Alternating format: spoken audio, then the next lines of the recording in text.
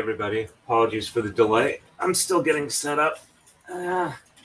Actually, yeah, I want to have a little more adjustability than I got right now. Getting back from vacation, I was expecting to be able to do this a little better, but just kind of one of those days.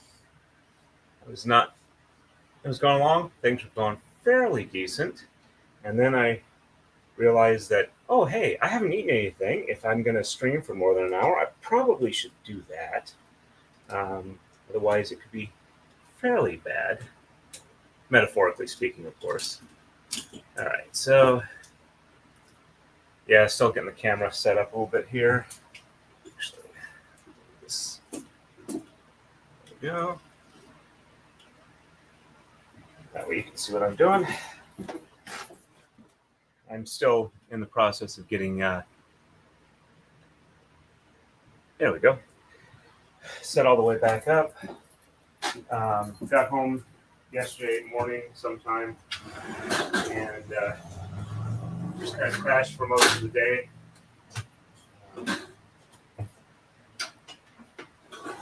Getting the working in position.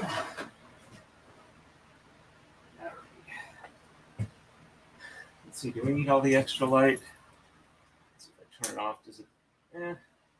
Not too bad. That's probably good enough. So I'm mostly set up.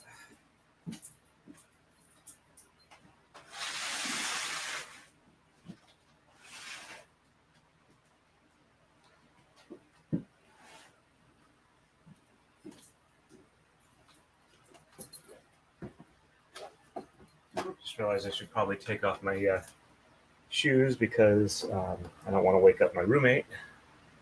Okay, let's see. Hello, Gwen. Nice to see you on. Summer Butterfly, welcome. Not sure I've seen you before. If you're new to the stream, welcome. Hope you enjoy it. All right. So the goal today is to get this thing all the way set up and maybe even run a braiding stream tonight if the weather's not too bad, because it's pretty warm out today, at least from where I've been. All right, so let me just make sure that my stuffer is in the appropriate spacing so that I got the same length of threads for all of them. If you can't hear me too well, I can try turning the fan down or maybe switch to my headphones. Yeah, it's about 9 feet there. That's reasonable. Check the other end.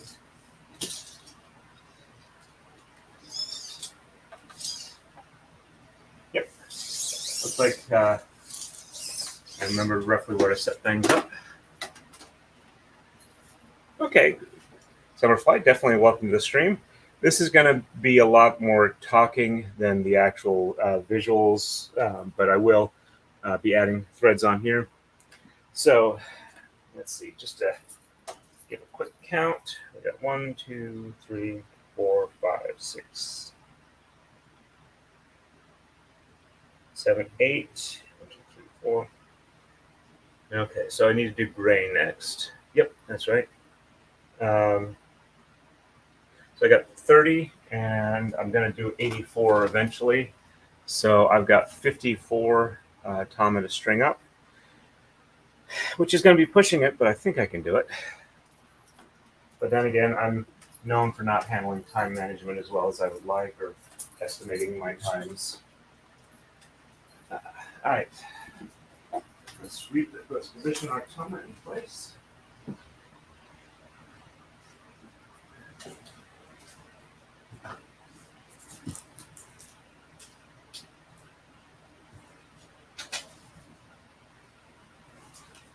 Go.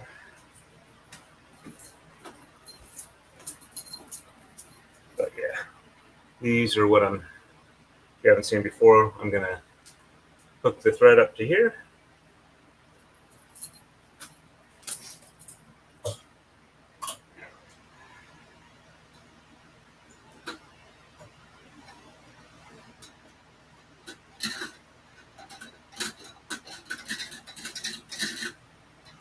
doing the little thread jiggle as I pull these back so that I'll pull the spools off the rack.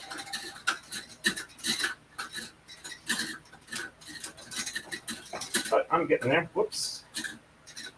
One of them tried to make a jump but didn't quite pop before I noticed it. Well, for being unused for 3 weeks, it seems to still be working mostly the way it's supposed to.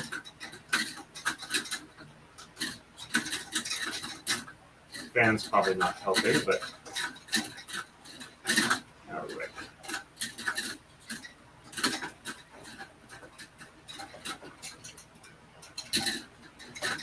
Still haven't had any pop off, so that's a success.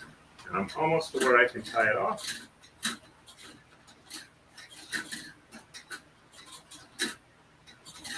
Yep, we reached the tie-off point.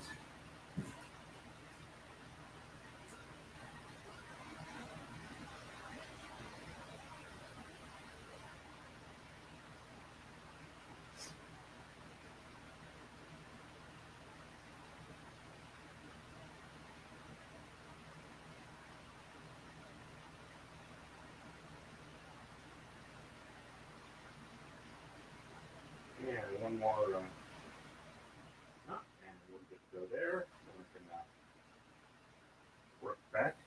Let's just take this so it doesn't go flying when it's not supposed to.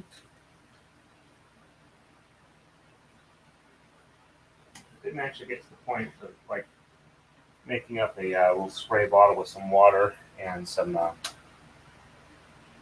conditioner to smooth out the threads, but seems to be an acceptable level right now. Let me tape off the midway point.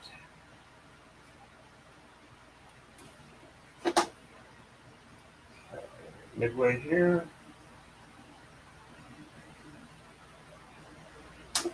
And make sure to pull the tension even as I work my way back to the frame.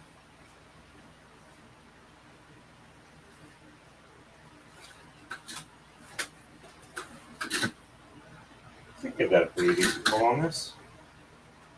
All right. Clip the ends so that they don't go flying when I cut it. And there we go.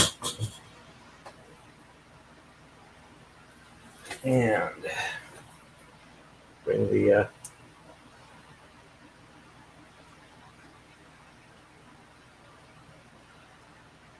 thread up through here.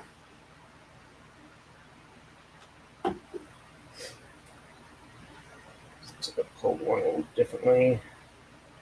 Just see if I can't even out the tension from where I made my pulling mistake. There we go. All right, almost there.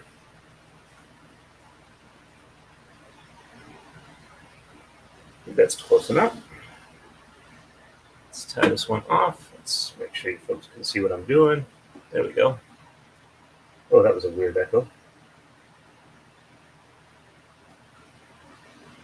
Probably because my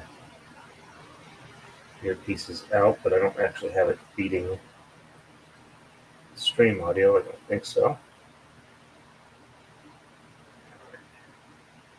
And that was not the best tie off. Don't think I got all the threads pulled through evenly, but I think I'll be okay with this. And I can always retension it. Okay. So let's wrap this one up a little bit here. And set it over here. Oh, yeah, that was something I was doing. I was putting the lark's head knot first and letting it hang over the edge there so I got tension as I roll up.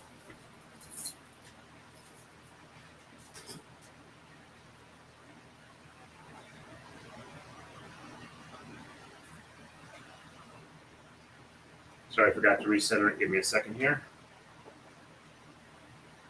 almost to the halfway point. Whoops. A little too far there. All right.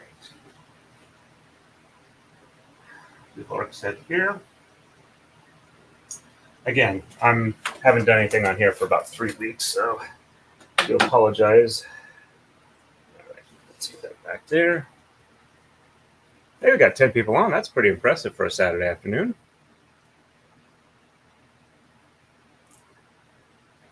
Okay, good. I'm glad to hear that you guys can hear what I'm saying. Let's take the large head knot off this end and roll this one up a little bit. There we go.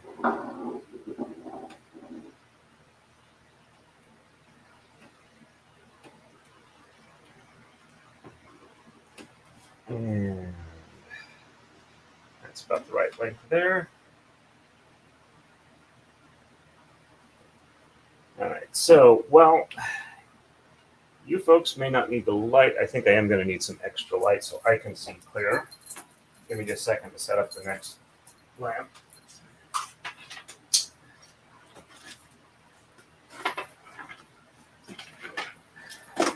Yeah. This thing's always a pain to deal with, but it does give me some extra lighting. I always feel like I'm setting up the tripod wrong. Okay. So one. Oh, and the reason I'm in socks is I have a roommate that sleeps mostly during the day, and walking around in shoes is very loud downstairs. So I try to avoid that when I can. Most of the evening streams, she's awake, so let's plug that one in and turn it on. All right. See, I usually like the blue light. Is that okay? So that's not messing it up too much. Change the angle a little bit here. There we go. All right. And I'm going to move this chair so I can sit down while I'm doing this. Hey, babe, nice to see you on. Let me catch up real quick here. Hey, I guess apparently I picked a really good microphone that wasn't too expensive. We had, oops, sorry about the noise. We had a little bit of rain here yesterday evening and overnight. Looks like the overnight one was bad enough that unfortunately it broke the pepper plant that, or one of the pepper plants that we had. So that's it for this season for the peppers from that one. All right, so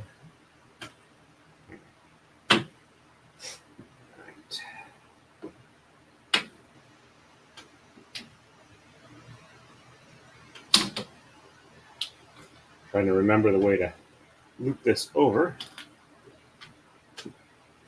All right, so that's the order we want it. And this one goes, yep, that's the correct orientation. Yeah, that's reasonable. Let's see. Okay, so this one goes over this one first.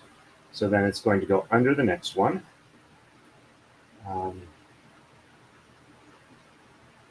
Sliding because the weight pulls it. All right, so under the second one, and then over the third one. And under the fourth one.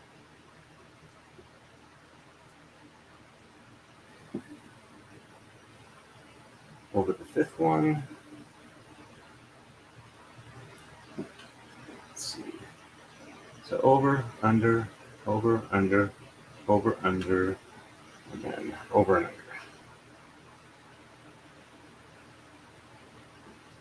under. Right. Send that one over there. Line this one up.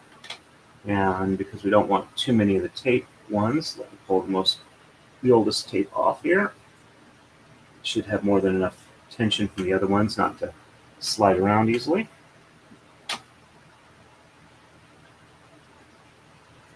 All right, we are 32 out of 84 as of now, and just a little bit. Ready for the next one. Ooh, hey, we're up to 14 people. Wow, a lot more people than I expected. Thank you very much. I appreciate you guys coming back. Let me catch up on the chat real quick here.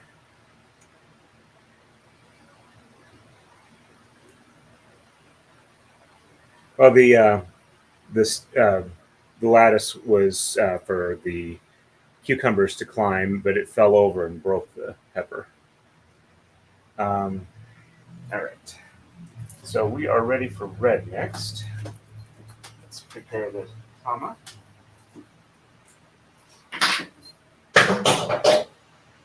Crap.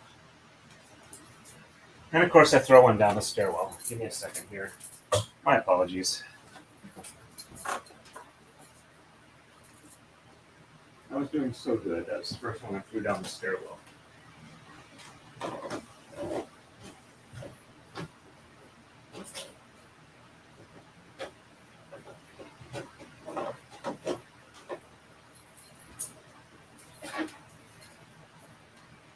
All right, let's see how well the red has weathered 3 weeks off.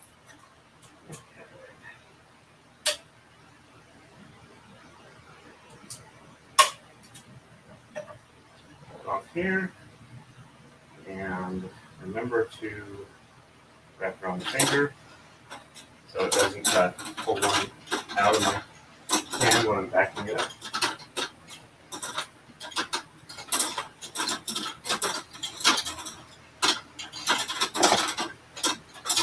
Well, I really enjoy braiding.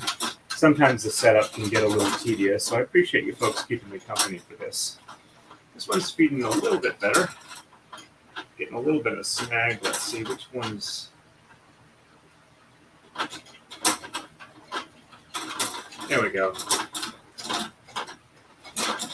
Still going to have one that's eventually going to fly up when I get to the point where it's snagged up a little bit.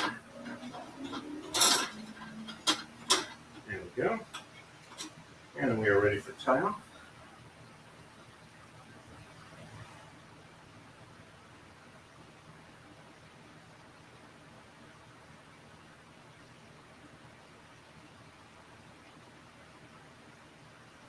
Let's see, there we go. All right, so we'll tie this, whoops. Very short. Oh, they look okay. And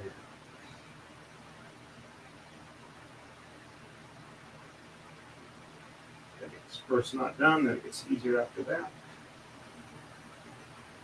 And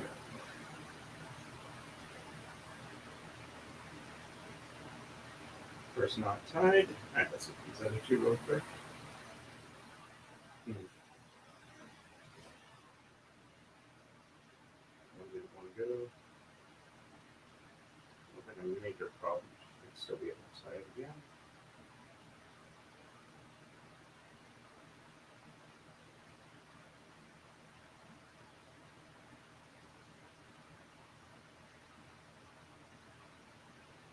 All right, that one is. There we go. Get it taped here so it doesn't pull off on its own. All right, there we go. Let's get to the halfway point. Oh, and I did want to say hello to all of you who joined from seeing the super chat on Friday Night Frenzy. Sorry, this tape doesn't want to tear. Yep, there we go. All right, we're at knife at work here. The discussions on there had me thinking about a few things I might have fun talking about on here. Get to where I'm over to the tying off portion. I'll get into that so I know you guys can hear me.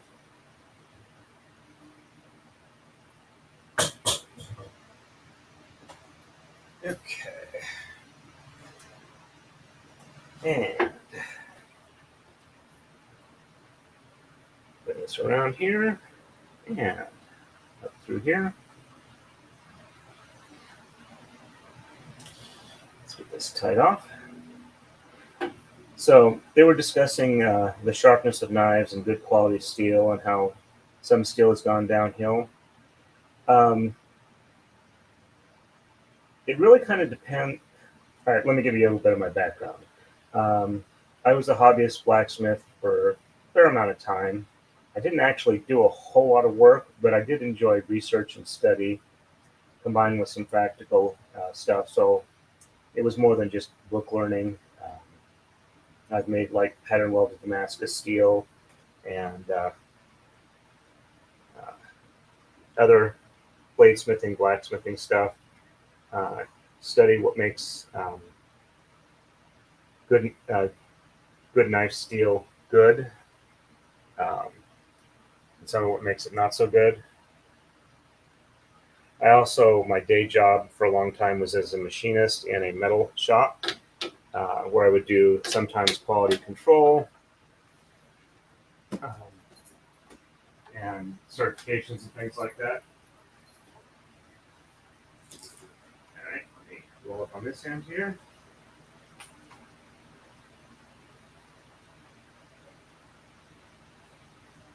We're getting close.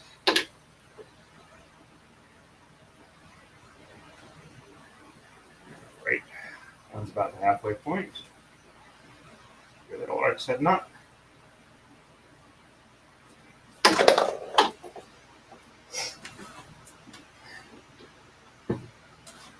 There are a couple of things in general to know about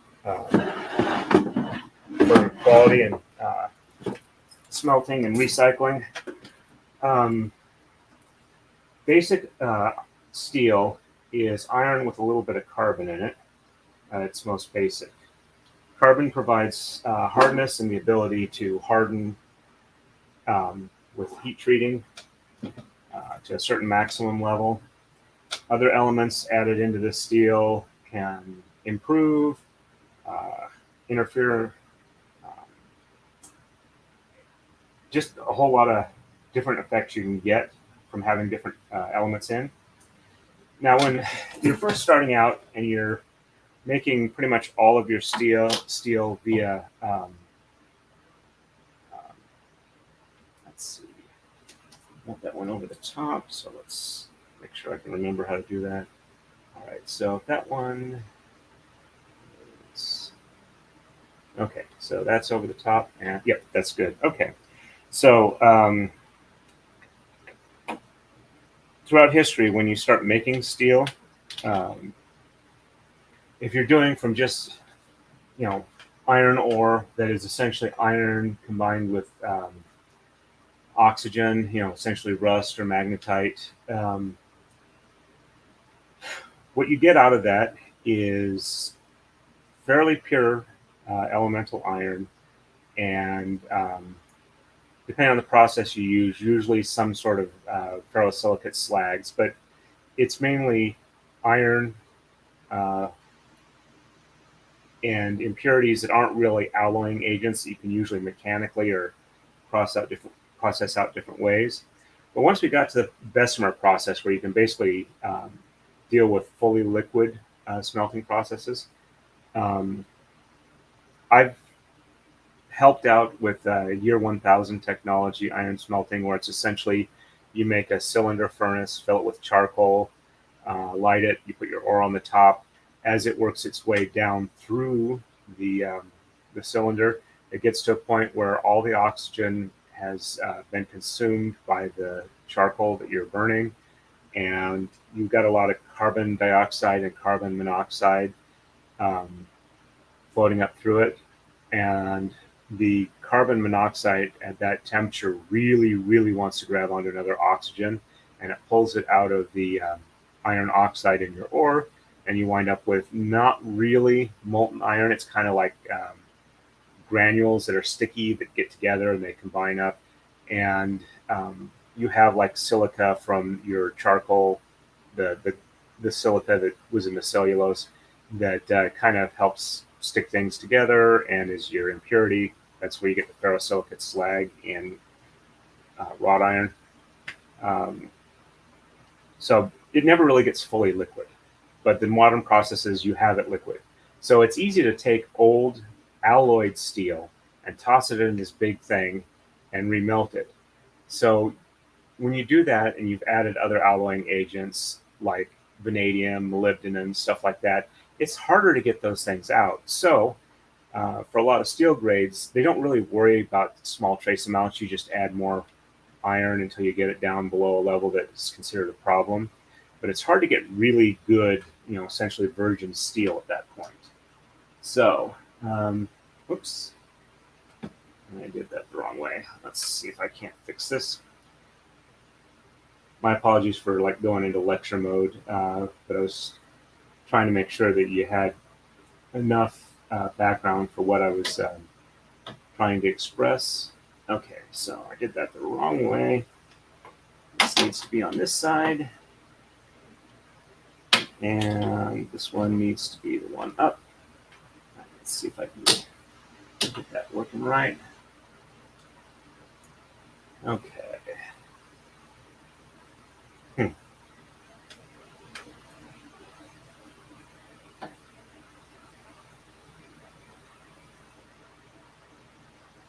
Okay, all right.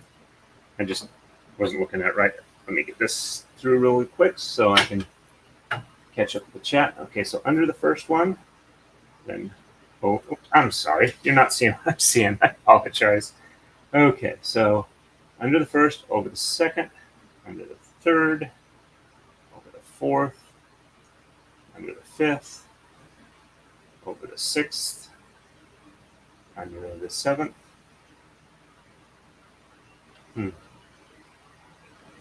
Where's that one coming from? I got a loose one in there.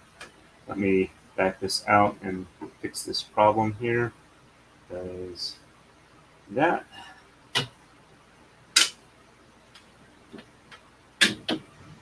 So that one is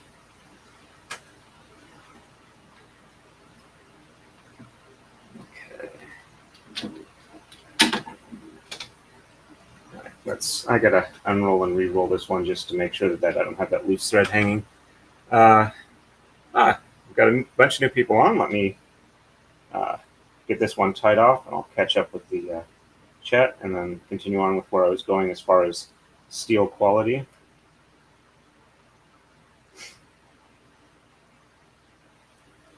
Why is this not?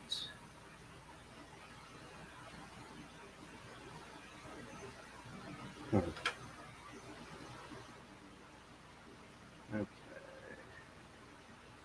This one through here. Oh. Get it around here. I realize I'm describing stuff you're not seeing on camera. I apologize for that. Okay. All right. So let's unroll this one here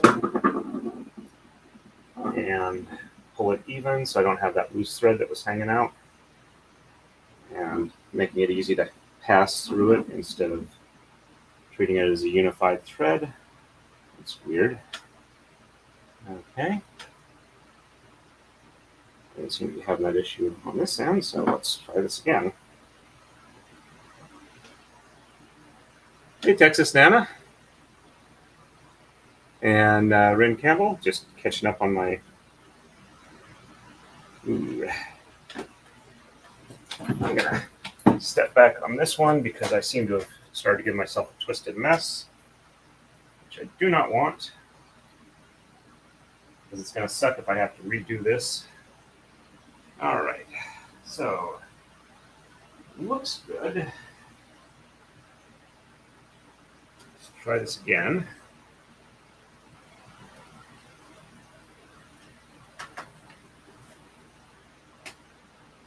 Okay, all right.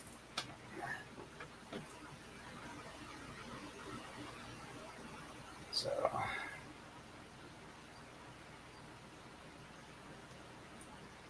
that one goes back to where it was, and let me make sure that I'm where I'm supposed to be.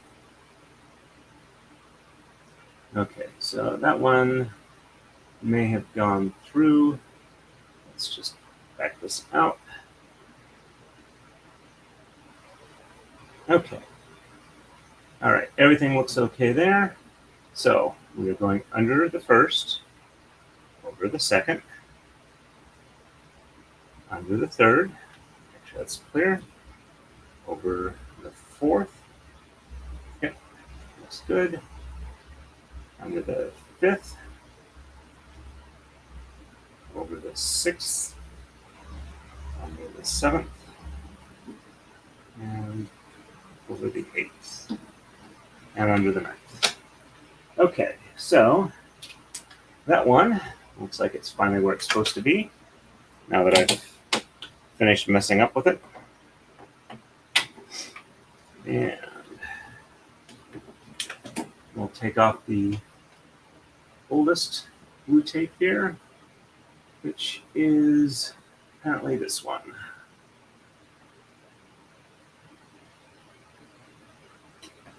Okay. All right, so let me catch up with the chat real quick, and then we'll continue on with the discussion about steel grades and good quality knives.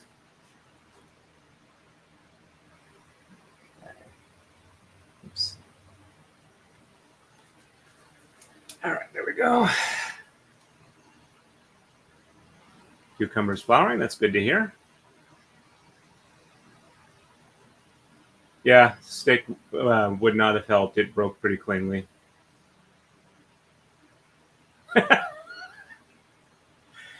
Yeah, throwing things down. And I may have seen your name before, Rin. I'm not sure. I apologize. My memory's not the greatest. If this is your first time, welcome to the stream. All right, there we go. I think I'm caught up with everything. And let's see. Ooh, we're still up to 14 people. And take a real quick check at Rumble, see who's on there. Oh, still no chatting there. It says 2 people are watching, so it looks like most people are watching through YouTube today. All right, so I'll get to the next winding, and when I'm tying it off here, I'll continue on with the discussion about steel. Got to prep the tama first. Try not to throw them downstairs.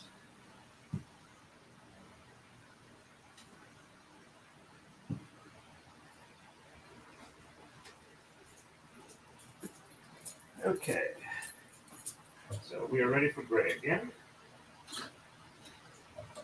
Take the clamp off, do a tight loop around the finger, and start walking it back. So everybody's in there.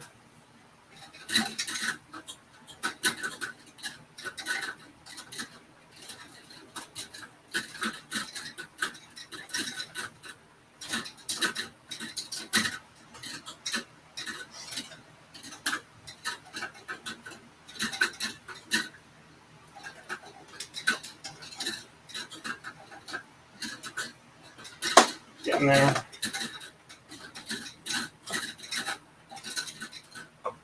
Whoops.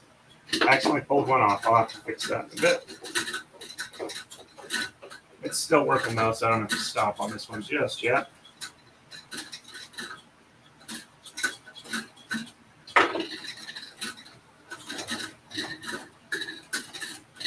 Almost to the tie-off point.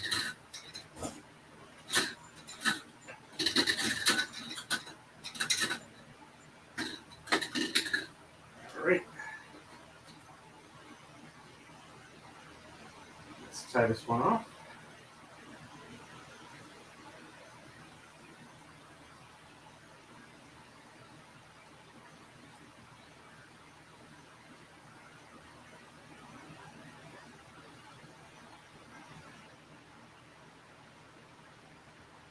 These threads are a little uneven on the ends.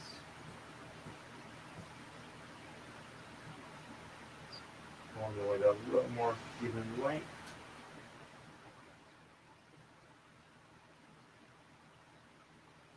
Make sure that super long ones or super short ones.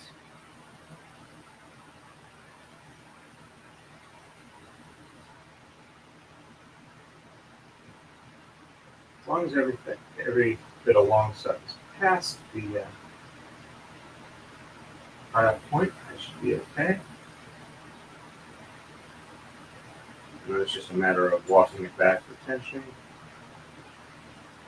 One of the threads appears to be slightly stuck in the frame. I hope to dissolve in a minute. All right, now it's there. It looks like everything got in it. Do 2 more really quick. Just make sure it doesn't pull off when I'm getting to the end of the braid. Okay, there we go. And move this so it doesn't pull off at the wrong moment. And I'll walk the tension back. This one's going to take a little more work because a couple of them came out uneven near the end, but I should be able to reasonably walk it back.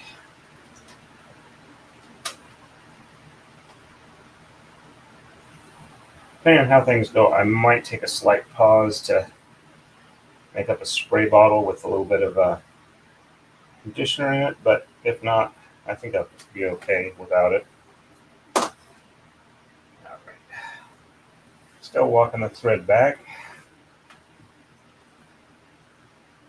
And I see where it happened. It got snagged around the other clip. I'll have to remember that so I don't have that happen in the future. Let's see if I can't snag it. There we go. All right. And yeah, it works much better. And it's not snagging on the other clip. I'll have to remember to set that over so it doesn't snag around it. All right, still kind of pulling some of these threads back to try and even up the tension. All right. That's probably decent. Let's put it on here and snip it off. There we go. Okay. Let's see if I can remember to reset the camera. All right, so remember it is into the bottom and up here.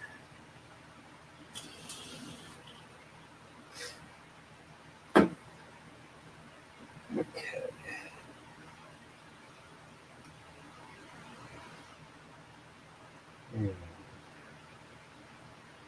Let's tie this one off.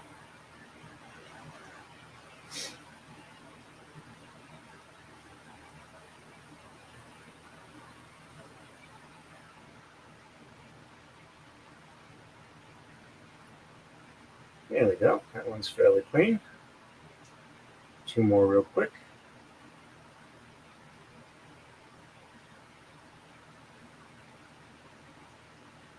And there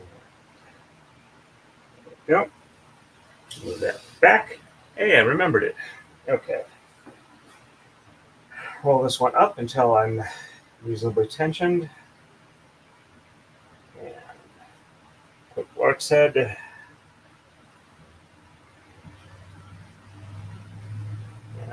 let it hang over there. You can see what I was talking about with the extra thread hanging out. I'll have to pull on that at the end when I start. I'll rewrap it from the end. Okay.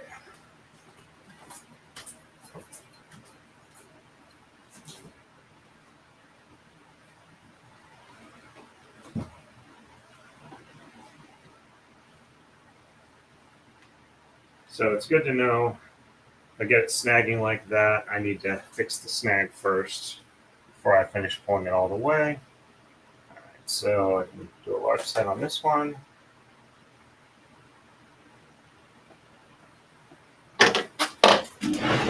Okay. So a little more background on the good quality steels. So I went over the actual, the processes as it changes over time. So it was like Ouch. Did not mean for that to hit the floor. So roughly it was sometime in the 1800s when the Bessemer, which is the melted steel process, took over. Get this undone without actually forming a knot. That would be the goal. Okay, and let's pull this. Pulling this so that it's not uneven. Okay, so yeah, the difference between the processes when the Bessemer process took over, the alloying processes changed a fair amount, where you could like add other elements directly in and let it all become liquid, and it is possible to process back to essentially elemental iron again. I'm not having a good day with this. Sorry about that. But it takes more work and more money. So for really good, sharp, sharpenable, hard knives that have good edge geometry, because like stainless knives will not rust depending on the grade, from moderately well to very well. But because of the alloying agents, the way when you sharpen it, the burr forms and breaks off, you don't get quite as cleanly of the sharp. You can see where I'm trying to get these out. That's what I'm having an issue with. So stainless does not sharpen as well or give you as sharp of an edge because it kind of rounds over on the end rather than getting kind of clean shear lines that leave you with very sharp edges. But plain high carbon steel, where it's basically just iron and carbon, and then heat. The carbon is high enough concentration that you can make it hard, heat treat it, but not so brittle it's not usable. Gives you a very good sharpening effect with the geometry of the blade. Okay, almost done with this one.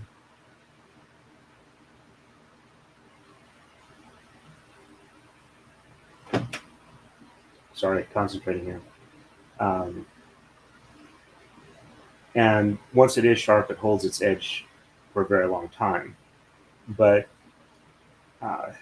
as time went on, it was easier to order custom grades. I'll put in the alloying agents you want, like that provide additional toughness, wear resistance, things that are also useful in knives, but not necessarily useful for maintaining as sharp as you can for as long as you can.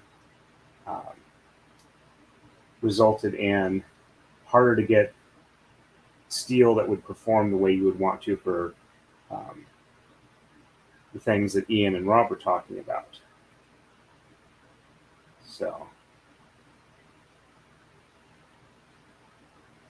sorry, getting a little distracted here, but just I heard them talking about it, and they didn't really go into the nuts and bolts of why it would. There we go. Okay, so I got a little kind of snarl here on the end. What I'm going to do is I'm just going to do a little teeny knot right about here just to keep things, all this unevenness past that point. Let's see if I can do that real quick with this. Okay. Just move the tama around. All right, so I've got my knot. I just need to slide it into the right spot before I tie it off. I want to pass the leader and onto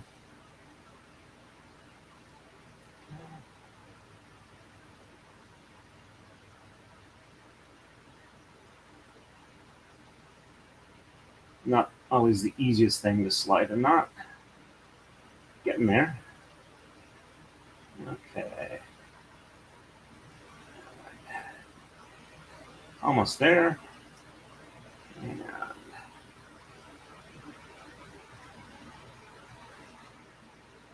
okay, that should be good enough. So while plain, straight, high-carbon steel with no other alloying agents might be great for sharpness, it isn't always the best for like a kitchen because it stains very easily, it rusts, other issues with that. But if you keep your tools well oiled and you are not using them on things that will discolor them regularly, like say tomatoes, the best sharpness you will get from them will be from the high carbon, plain non-stainless steel. But unfortunately, for a lot of so that goes, I want it. Yep. Okay, so over the top and under. There we go. Just making sure I have it the right way I want it. Unfortunately, for the people who like that, that's not what most people want for knives and cutting tools. So it's hard to get just that. And again, it has become essentially a niche market for like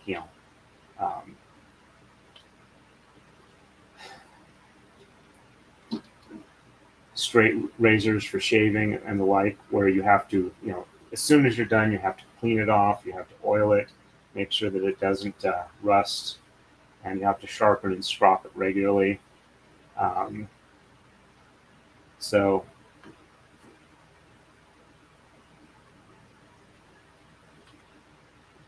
it's not so much that you can't get it anymore. It's just it's more expensive given the production and logistics stream involved with the majority of knife and steel making these days. I hope that wasn't too horribly boring, but it's something that I find interesting, and I thought you folks might also find it interesting. Okay. And I did not get that under this last one here. There we go. Always helpful to visually double check. And okay, that one was just spread out even. Okay, so I am off on this one. I missed one somewhere along the way. All right, so it is under the first, over the second, under the third, over the fourth. Okay.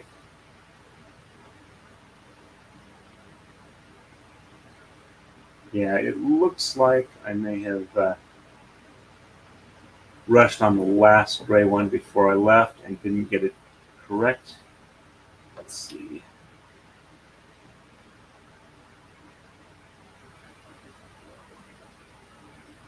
Or am I just pulling on it and messing my viewpoint up on that? Let me get a little closer here. All right, now let's see. Okay.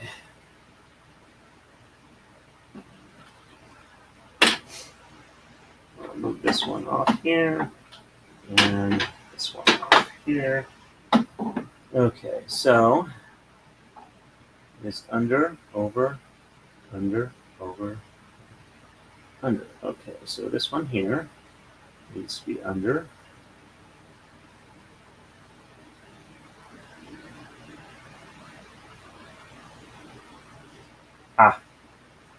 That was my issue.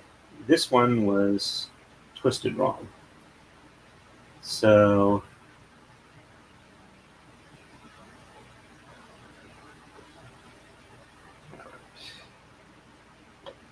gonna move this down to here.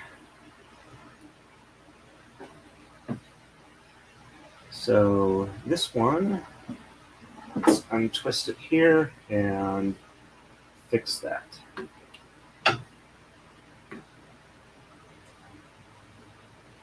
The joys of fixing mistakes, but it's important to fix them as soon as you notice them, because if you don't, they're harder to fix down the road. Okay, so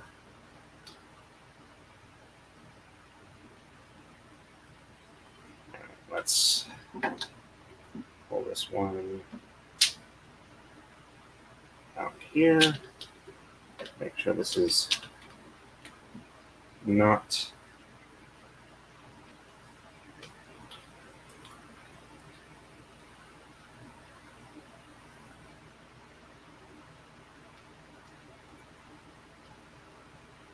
okay. This one will sit off to the side here, out of the way. And so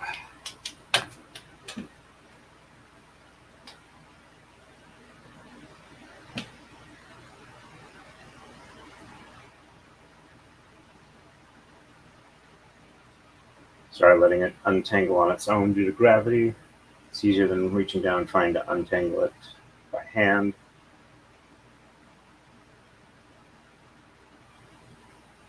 You can do it. There we go. So there we go. That matches now. So I'll set this back here. And so it's under there, over, under, over, under, over, under, and over. Okay, and this back where it's supposed to be. Let's make sure that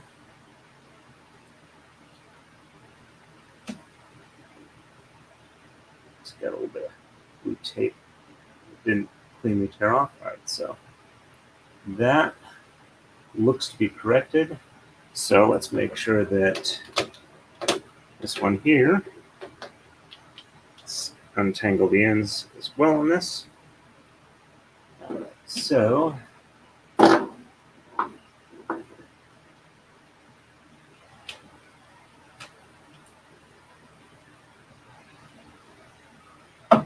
top, there we go. Let's not have it snagged there. Okay. So this is under here, over, under, over, under, over, under, over, and under. Yes, that does look like it's a proper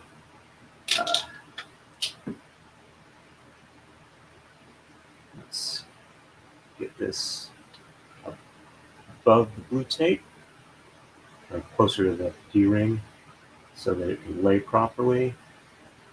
All right, there we go. And move that one up there. I'm going to put start putting the blue tape a little further down, just so it doesn't interfere as much. So I'm going to take the one off of here. There we go. And let's see if I can't pull these down just a little bit, so the tape doesn't interfere with the next couple of ones. There we go. All right. So there we go. That looks like it's a proper weave again. And let me catch up on the chat. I really do apologize for going so long without catching up. But I got to fix mistakes before they become bigger problems. All right, let me catch here. Hey, Jen, nice to see you on. Welcome to the stream. Okay, so looks like we dropped down to 11. I guess I've been a little too boring. Let me get the camera back a little better in focus. There we go. And hopefully I can speed up a little bit here. Okay, so we just finished a gray one, so the red one is next. And let's cut the top up.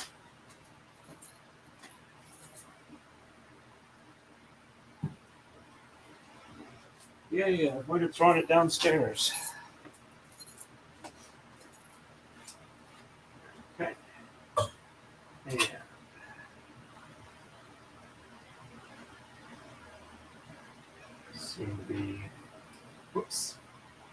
That's not good. I may have had a slight error here. Might have had a couple of threads drop down, back out.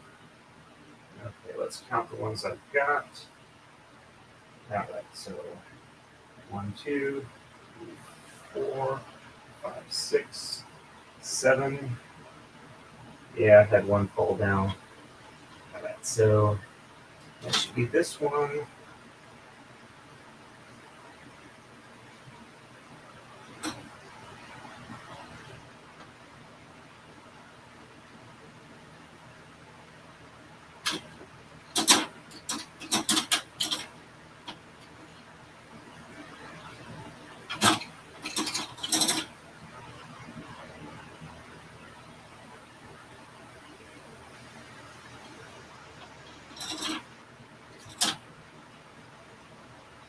Oops.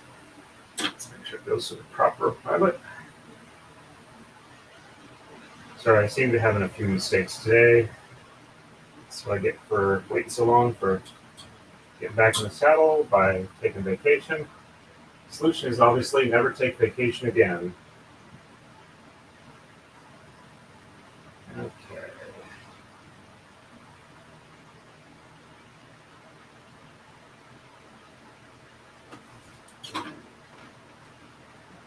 Let's 1, 2. Okay, that's the other one that fell down. Let's get this one fed back in. There we go.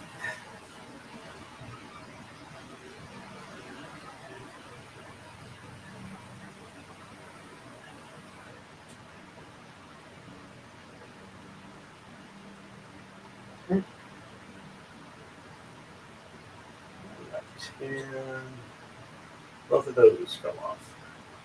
Okay, so at least that I can feed both of those through at the same time. Let's mix this up a little bit. And okay. Well, minor disaster avoided. And I am going to just probably use a little more even before I start going.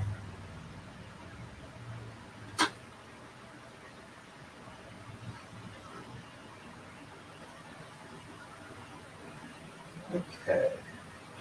All right. So we got everybody through here.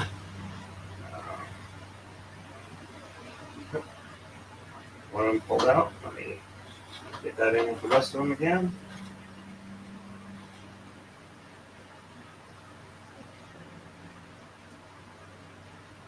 All right. So it looks like, all right, we're pulling on all cylinders again. Let's see if I can't walk these back properly.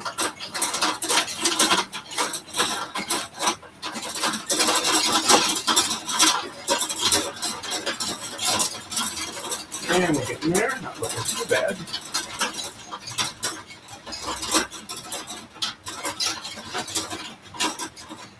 Almost all the way back.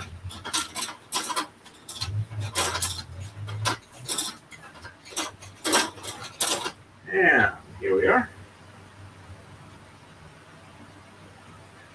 Let's go ahead and get this one tied off.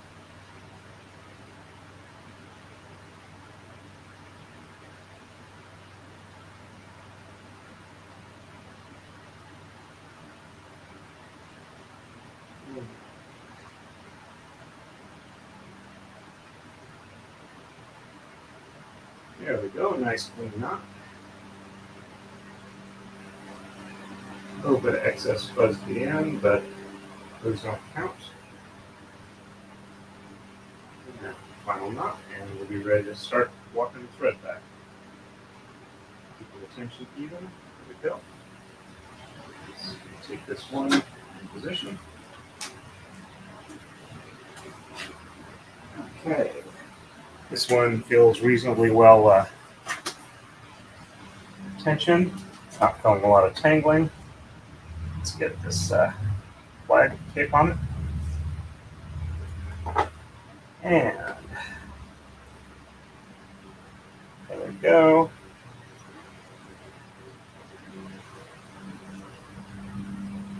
Take the flag in place. Walking it back. It's like a politician making an incorrect claim. He's got to walk it back. Well, that's not true. We know they don't ever walk them back. Not really.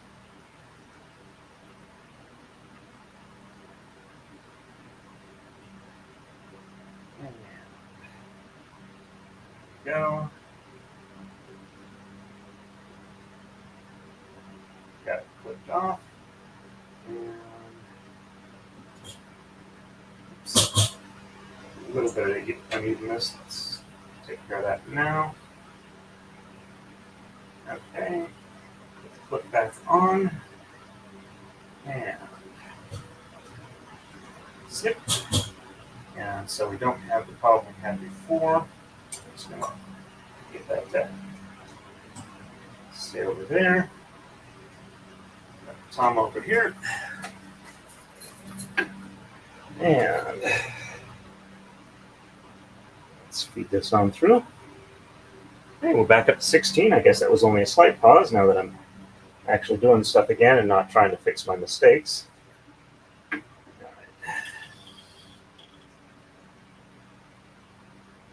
Hope that moving the camera doesn't make people nauseous there.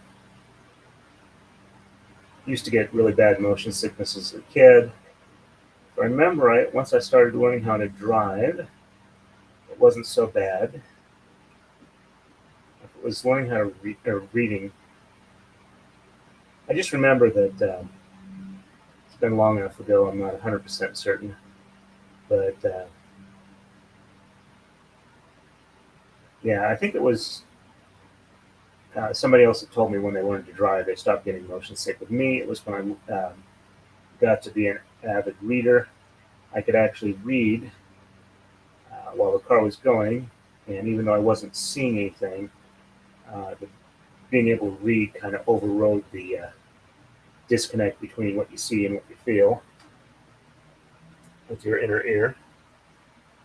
That, I believe, is the cause of a lot of the motion sickness.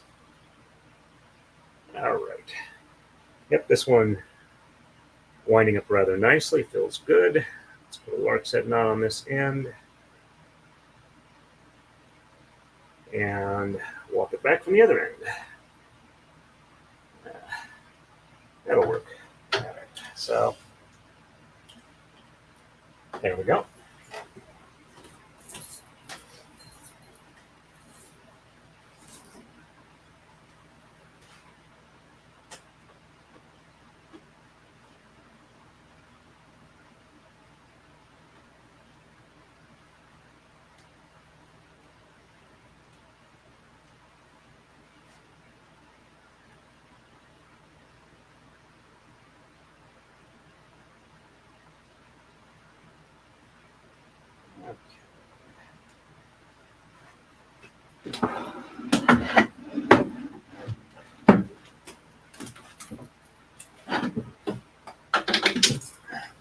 So did you folks find the riddle of steel recitation that I did interesting, or is that not something you would like to hear any more about or like that? Because I could go over the difference between the two different types of steel that people call Damascus. The original of the name, which is based off of Wootz ore or Wootz iron that was produced in India. And that's where the Damascus got its name, because that's where it came to Europe. Or the older technique of pattern welding that was used by the Vikings, that the European smiths used to recreate as much as they could the effect that they were seeing with the blades coming through from the Middle East. Okay. Just make sure that I get this untwist here.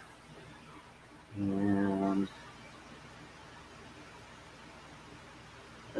So there we go. This one's over the top. That one's underneath. Let them untangle again so I can actually, there we go. And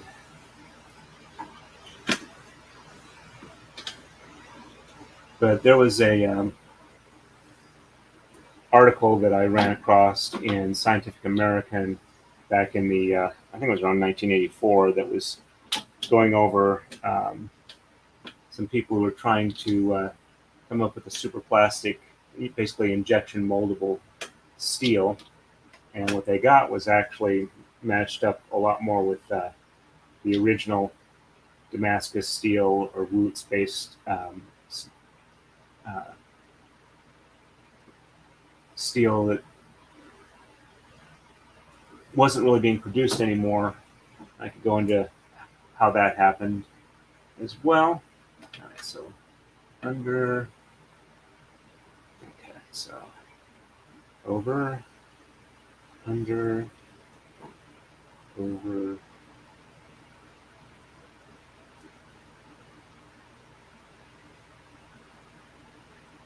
oops, like that hold. Yeah.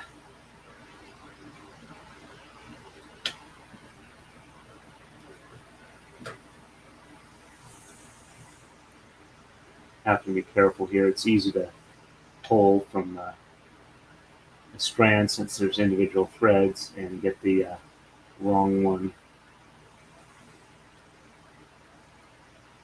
Okay. Yep, I pulled it through that. Let me fix that real quick. Wouldn't be a major problem because it would essentially be hidden in there, but I prefer not to make that mistake if I don't have to. Okay, so there we go. That's all of that. And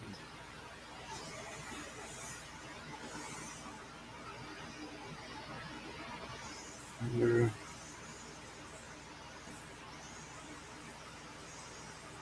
over, under, over.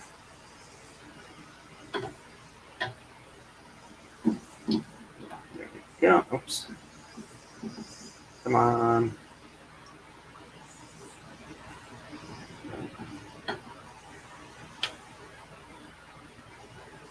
Okay.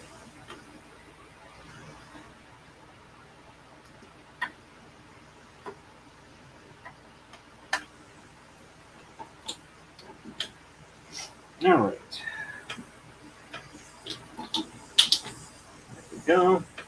Not quite so far forward that it makes it harder like I've been doing. Okay, let's just take a look. Yep, that's a nice looking weave. Let's pull this one back a little bit. Actually pull both of those back a little bit. And I'm just going to keep the flag off this one. There we go. Okay. Wait. There we go. Looks like I got that one okay. Put these on the right pins so they sit right and look good for the camera. Also look good for the braiding process. I'll put the painter's tape back in. There we go. Let's pull these a little snugger. There we go. So it'll be gray next. Let me catch up on the chat real quick. See if I'm boring you folks or not. Well, I got 16 people watching, so apparently not too bad.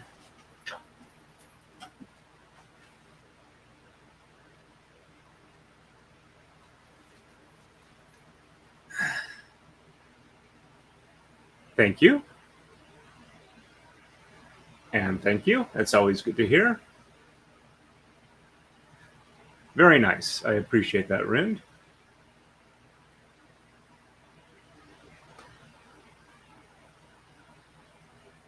Thank you.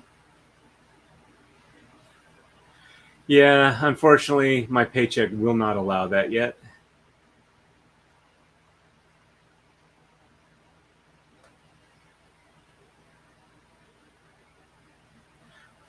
Okay, Bane, well, it's good to know that I didn't lead people into error.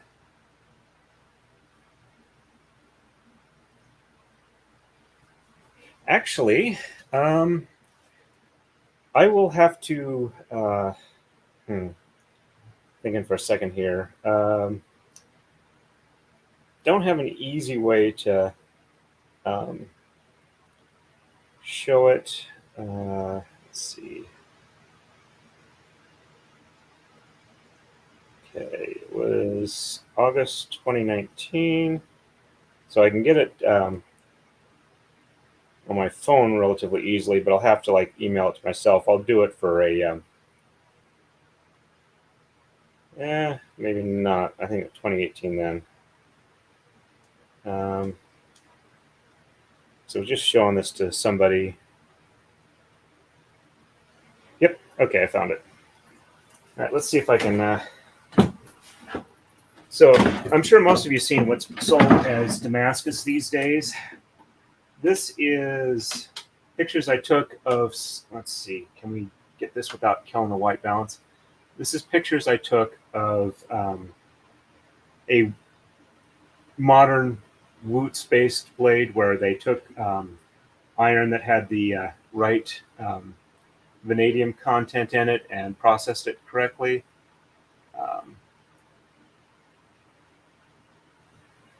You can see it's not the, I mean, well, it's got like what they call a damask or a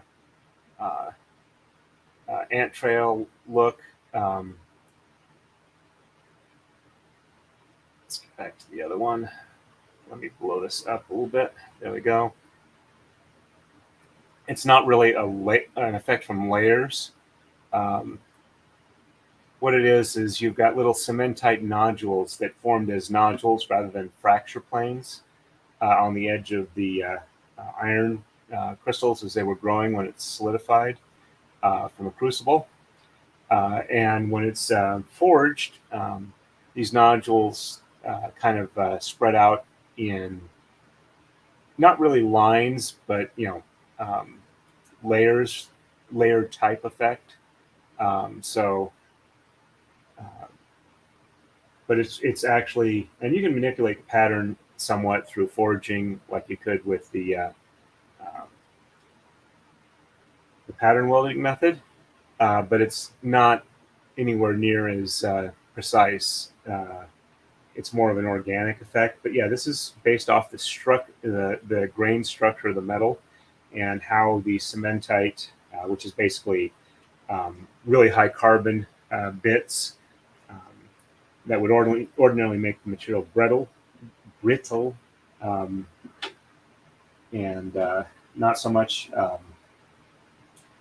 would normally prevent it from being a good steel. They're broken up to where it's kind of like where you have a putty base with super hard nodules in it that when you sharpen it, it scrapes away the putty bits and you're left with the really hard bits on the end. So that's why it was known for its cutting abilities.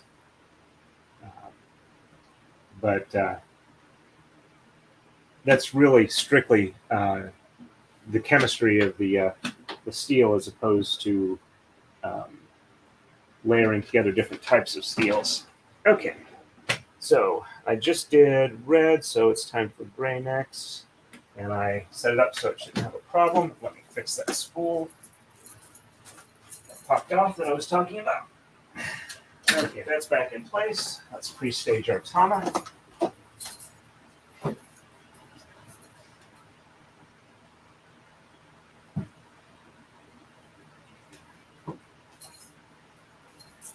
And we're getting close to our halfway point if we're not there already. I'll have to do a count. Okay, so let's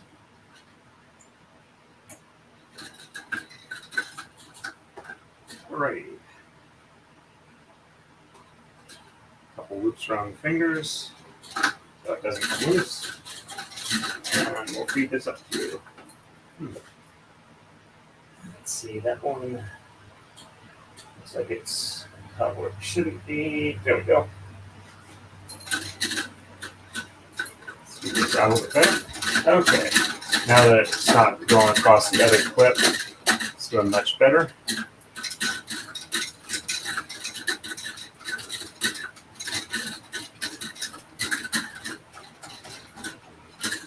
Almost had a couple pop off. Going just a little too fast for how they come off the spools. Almost there.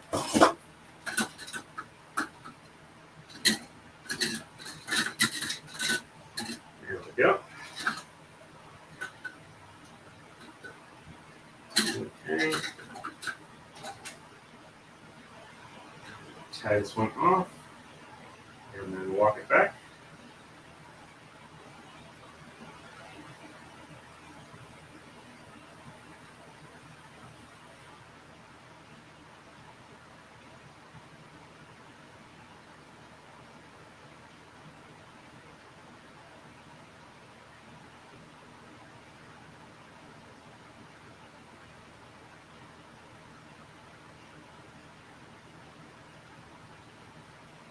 A little too tight, so let's even that up.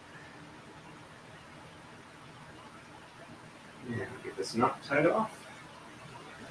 There we go, nice clean tie off. Yeah. One left to go. Get this tape for walk back.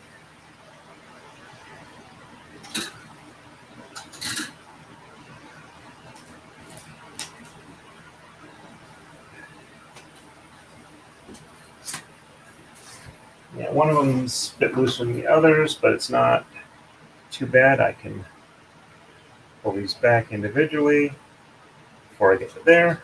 Let's go ahead and tape off the halfway point.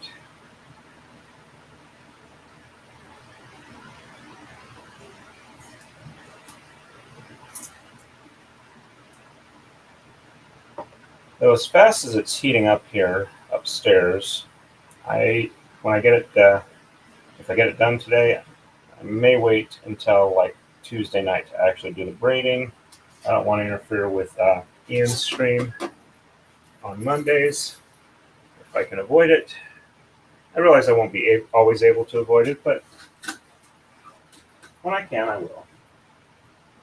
All right. And the tension's actually pretty nice on this one. Feels like everything moved where it was supposed to. Let's go ahead and put this off. And, whoops. We gotta have the other one. Oops. Come on, no mistakes. I got a problem to fix for the next red one. The clip that holds the red fell through it, and I got some stuff tangled up. Just debating whether or not it would be easier to just go ahead and like cut off the tangled portion and feed it up through fresh. Slightly wasteful for thread, but not disastrously so.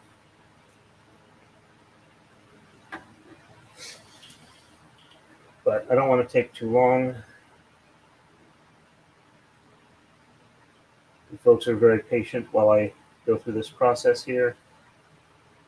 And that leader loop is not very large. That's not going to help. Let's see if I can't. Oops, sorry. Let's get that all on camera. There we go. All right. Let's tie this off.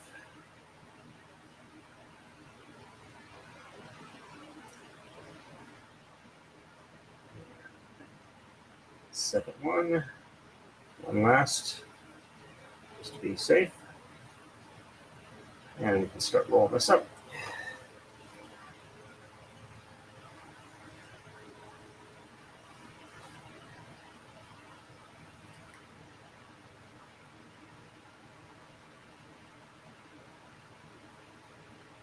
Okay. I'm just gonna let this one hang here. Pop this back.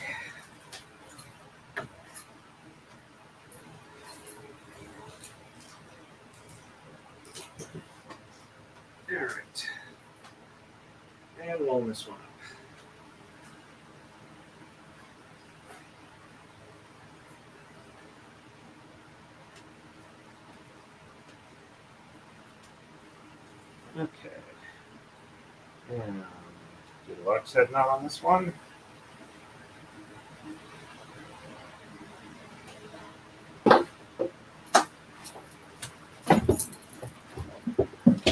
Okay, and let's roll up this end.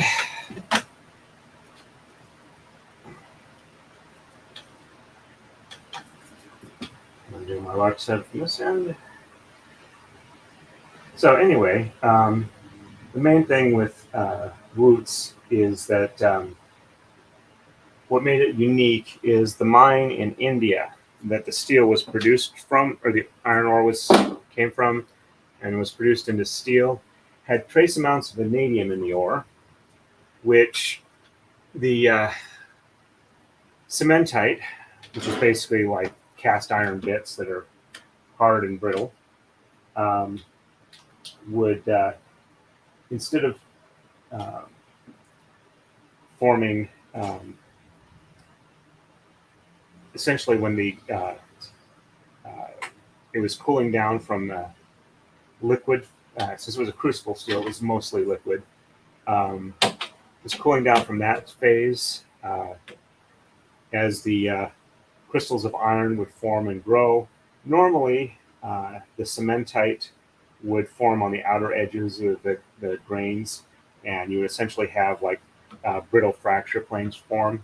But with the vanadium in there, the little bits of vanadium would be like a seed, would seed the cementite around it to where it would grow into like a little nodule instead of a plane on the or on the surface of the iron crystals as they formed. So that is the main difference there. All right, got that hold where it's supposed to be. Okay, so it's under the first, over the second, and under the third, over the fourth, over the fifth, over the sixth, under the seventh, over the eighth, over the ninth, and over the 10th. All right, and that looks like it's where it's supposed to be relative to the rest of it. All right, there we go. Leave the flag a little bit back and lengthen this out where it'll fit over the pins on the coma. And don't let that go too far forward. Let's lengthen that on this end so it fits on this side. And it's getting snagged up at the end there, but not too bad. Okay. There we go. And let's go ahead and I'm going to do 2 off of here. So I don't think I need quite that many. They don't move much.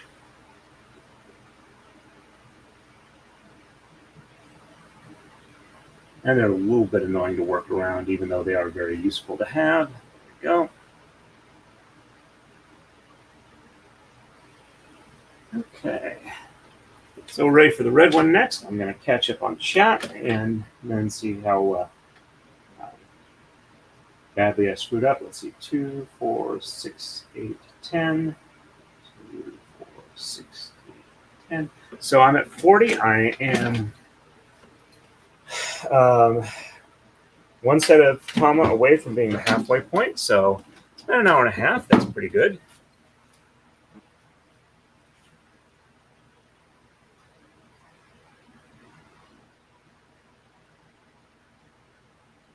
Let me catch up here. Thank you, Bane, for filling in here real quick. Let me catch up.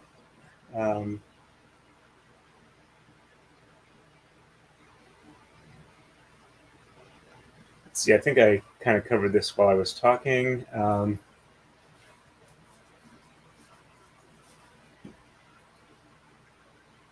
Yeah, it's mainly that it's steel, not iron. With pattern welding, originally what they did is they would take little bits of, because it was so hard to make steel prior to the Bessemer process.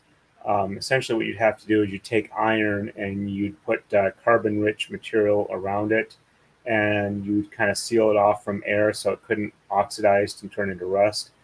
and the iron would pull the carbon from the nearby material and make like what they would call blister steel, because it kind of looked like a blistery look on the surface of the metal, and that would be your bit of steel. That's why you would have like scissors or other cutting instruments where you'd have a little bit of steel along the cutting edge, forge welded with the rest of the body that was iron, because the steel was the part that you could get sharp and keep sharp, and the iron would not really hold a good edge and would just wear away very quickly. Okay, there we go. All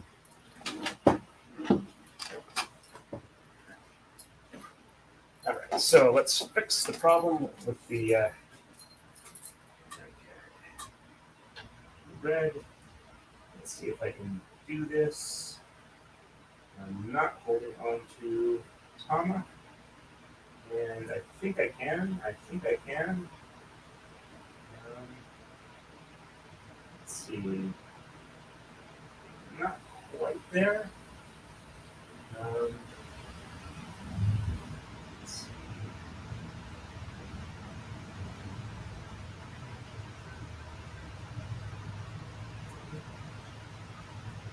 Getting there. All right.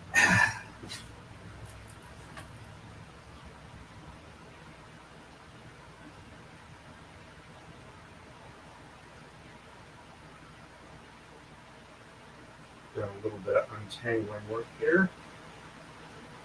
Not sure if this is going to work or not, but I'm trying. Okay.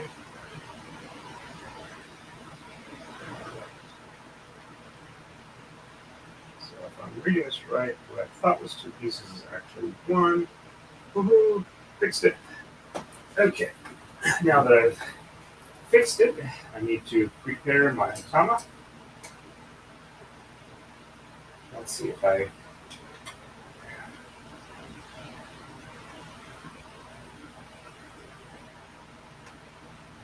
Okay.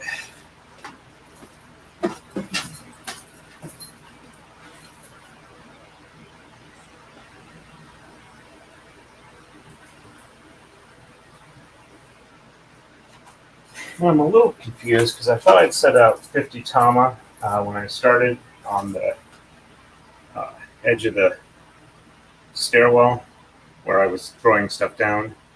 But if I 42, 44, apparently I only had 44 instead of 50 unless a couple got moved around. So we'll have to see, maybe I'm counting wrong. All right, so let's take it off the clip. It's looking good. Wrapped around the finger. Looks like I've got all of the threads feeding the way they're supposed to. Fingers crossed. Let's see. That one looks... Nope. Looks like one pulled free. Let's see if I can't even this up again. Okay.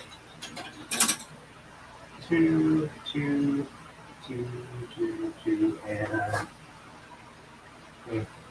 and another one out loose.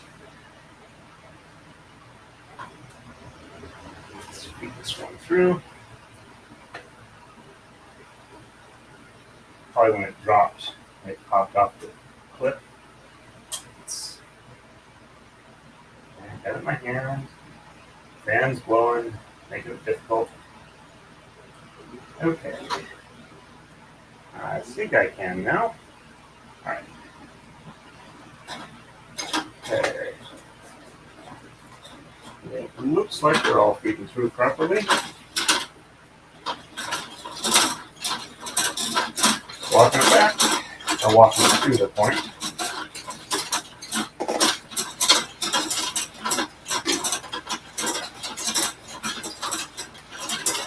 Not looking too bad. Relatively even tension.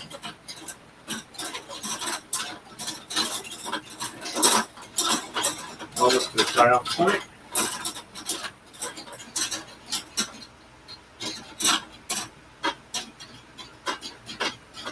And I think I've gotten to the point where, nope, okay.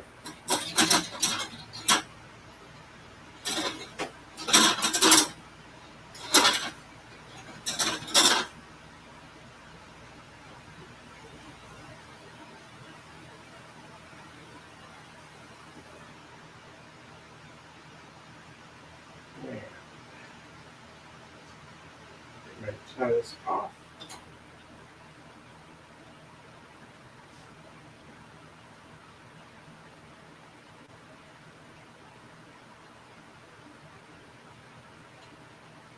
Not one, and not two,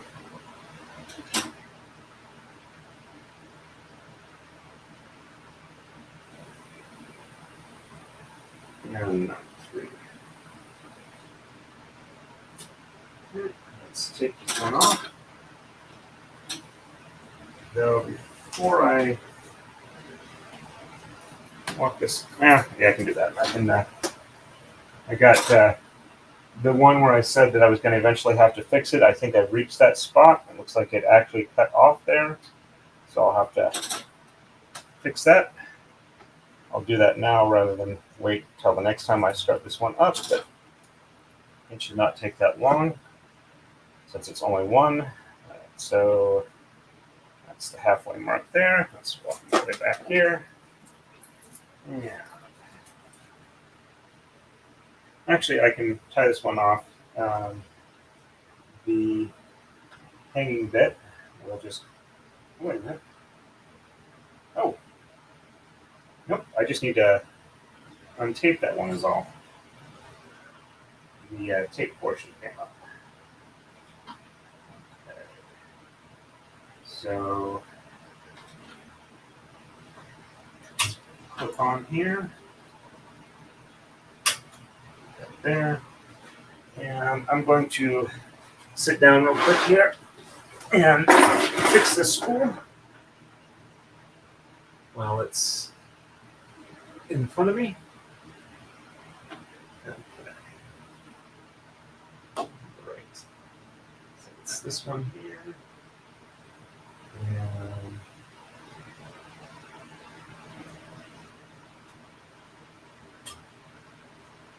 let's take the tape off real quick, because I just looped it on so it wouldn't snag other stuff as it was going. Let's see if I can detangle it without having to cut it. Looks like I will be able to. All right, that's looking good. A little bit of a snarl here. Let's see. I think this is, yep, that was detangleable. All right, so let's see which one it is. So it's this one here. Let's just reel this one up, and then we should be good to go. Oh, it's not that one. It's the other one. I was confused. Okay, so it's this one here. All right. I'm just gonna. Let's see. It wants to angle on me. All right, let's see if I can't. Hey.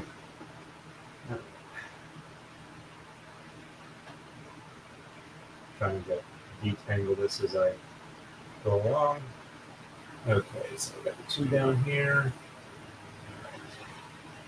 This portion wants to tangle up. Let's detangle this without making a knot. That would be ideal if I could do that.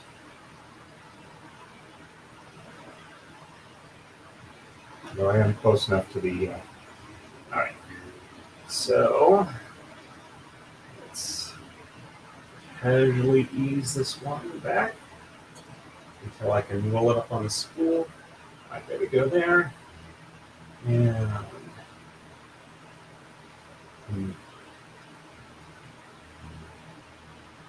looks like, reattached it. I had a little bit of an issue. Not too bad, but after I get this Thomas set up, I am definitely going to want to pull it back out and then re-thread it through without having an issue. Okay, so mostly resolved.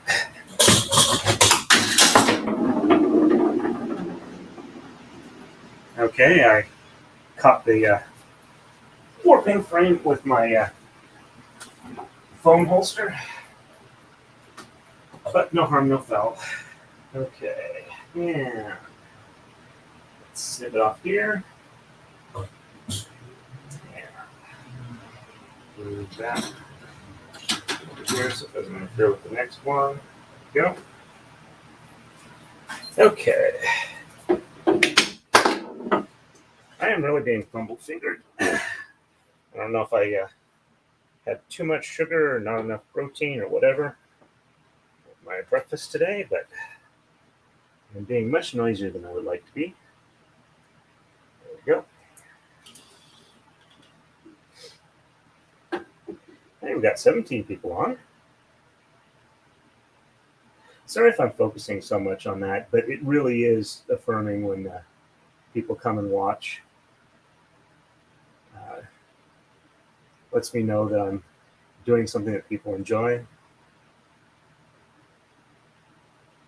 and are willing to take the time out of their day to join with me on this.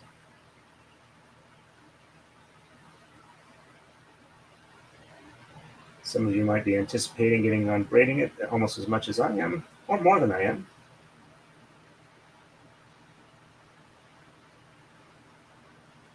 I definitely would have really enjoyed somebody doing what I'm doing when I started out, if YouTube was around then. I think YouTube was about 5 or 6 years away from when I started doing this. It was online stuff, but bandwidth was kind of low, a little hard to stream or anything like that. It was hard enough to upload videos. Wasn't quite the downloading risque pictures one line at a time. But I do remember that as well.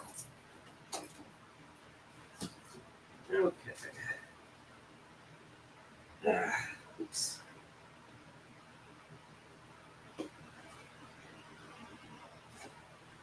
This one's snagged on a few things. I need to get closer to unsnag them. Not that it will affect anything, just I don't want to pull something off where it's resting if I don't have to. All right.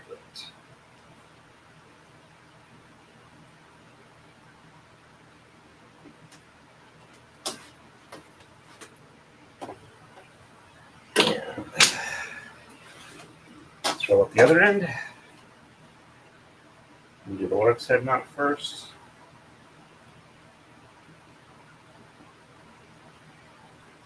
It's a little hard to do that when it's tension, but doable. There we go.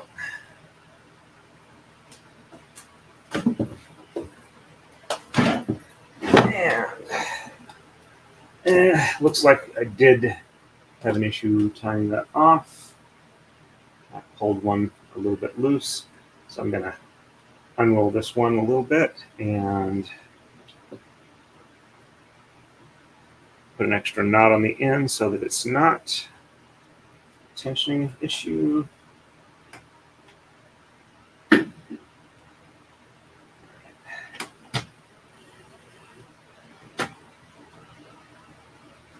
Almost there.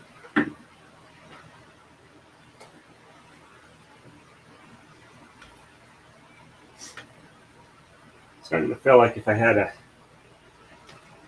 couple extra legs, I wouldn't actually make it too horrible of a spider.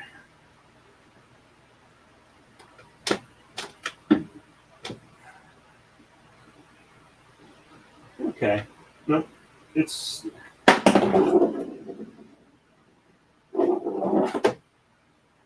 just me being fumble-fingered. What I was going to say is I just pulled one out a little bit, but it wasn't actually a mistensioning issue. Let's wrap this one up. And hopefully I can avoid dropping it on the floor again. But knowing me, that's a vain hope. All right.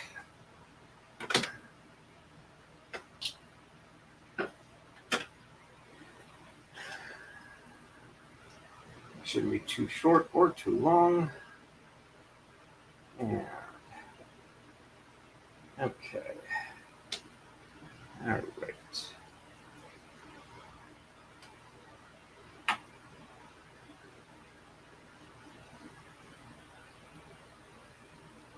You can come untied. All right, there we go. And all right.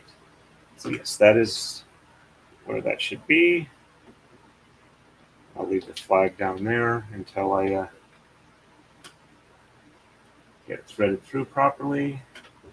Okay, so under the first, over the second, over the third,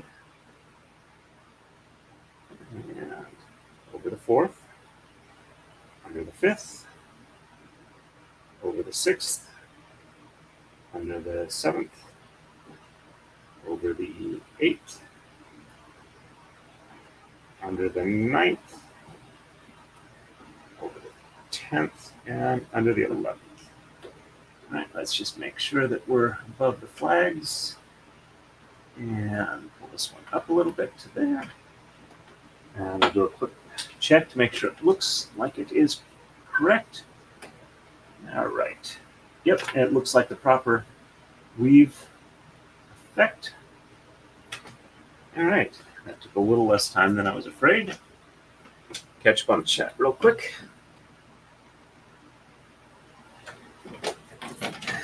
I should probably grab the mouse. That'll make this easier for me, so I don't have to get right next to the monitor to read it. Let's turn this puppy on, see if the laptop recognizes it. All right, okay, now it's working. Scroll up a little bit here. See what I missed.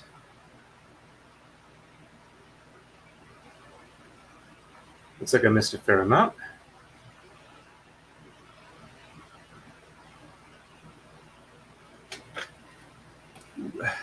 All right.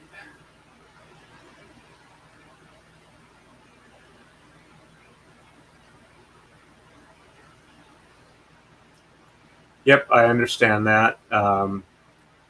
It's like, where did I read it? Is this the right version?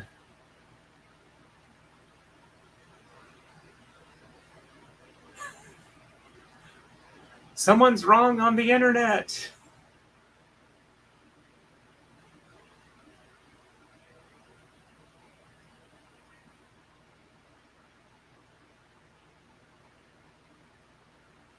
I've felt that way before too, being on the glazing, not the glazy end.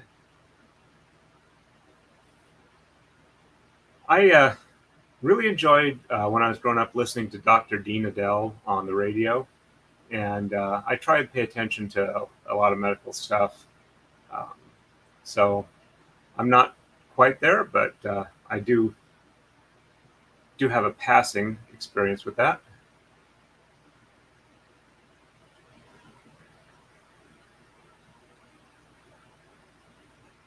Not sure if I agree with that logic, but I can see some potential value to it.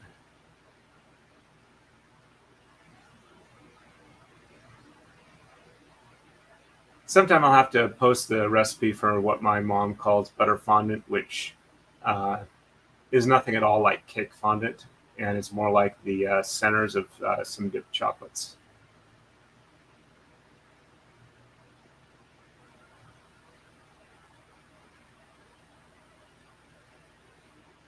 Yep.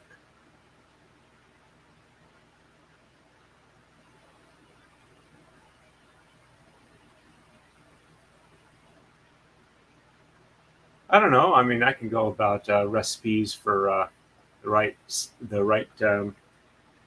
way of manufacturing steel.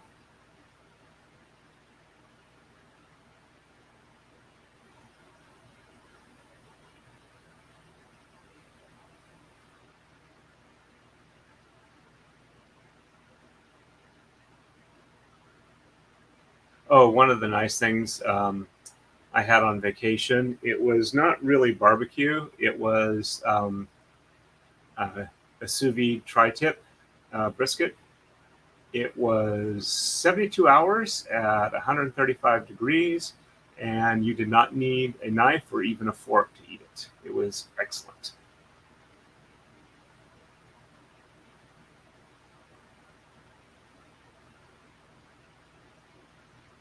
way I've heard of hunting wild boar is you plant one end in the ground, point the other end at the boar. When the boar hits it, the boar will try and counter-rotate the earth.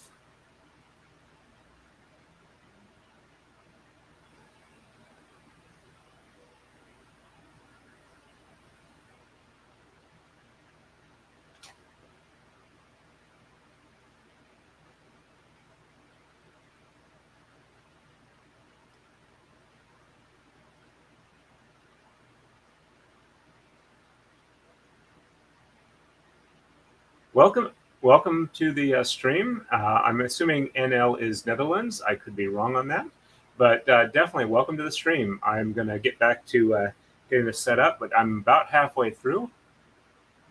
And thank you for coming by the stream. It's much appreciated. No worries. That's what we're doing here. So we're just chatting as well for other stuff. All right. My break is over. It's time to fix that one thread that's fed wrong, and then I'll get started on the next one, which is gray. Yep. Okay, so let's pull this one back, and I need to pull up here so I can slide that one back out. And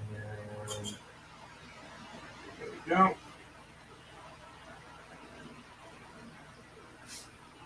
Put them back together so I can go ahead and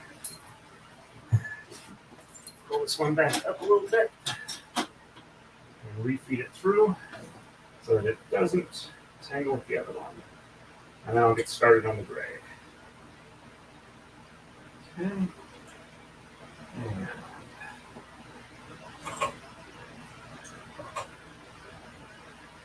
there we go. A little twist, so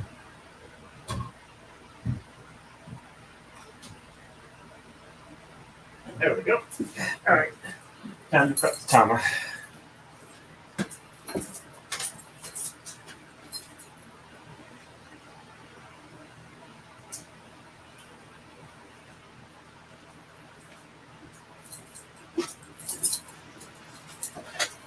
And time to pull the gray ones. This unclipped from the, there we go.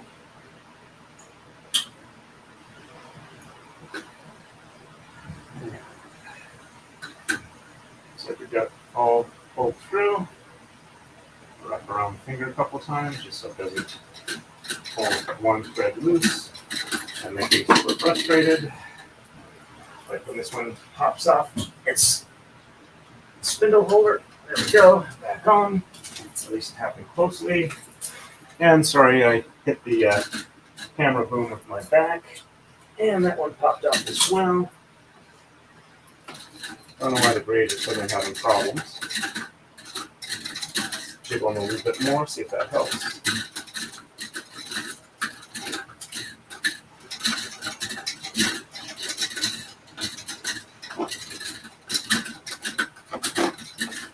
I kind of feel like I'm taunting a cat. That one fell off.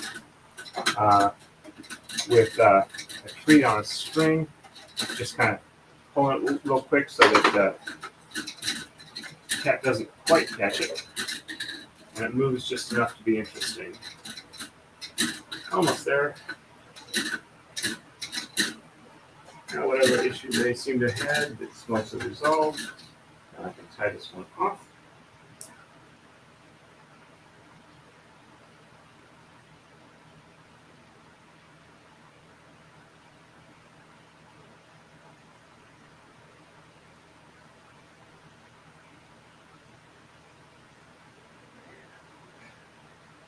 Almost there.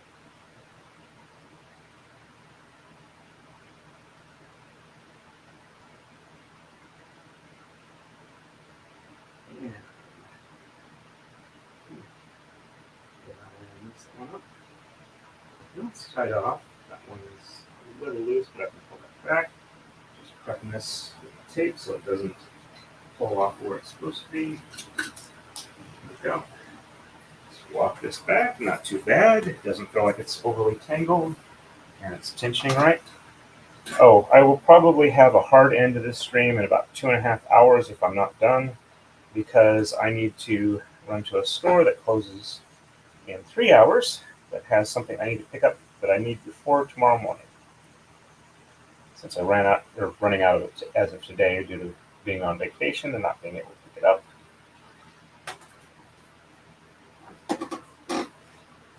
But if I do get to the point where I'm ready to braid, I will probably have another stream tonight, maybe about 7 o'clock Eastern, so I can start the braid, at least get a little work done on it. Okay, so why is that one being so fussy? Huh. That's weird. Why is that one like that? Looks like one of the gray ones is kind of wrapped around some things it shouldn't be. So before I start the next one, I will fix that. But I think I'm good for this. So let's go ahead and trim this. And walk this over here. And feed it through the D-ring, or D-rings, plural. I have 2 of them. You'll see how well it works for making a belt out of this.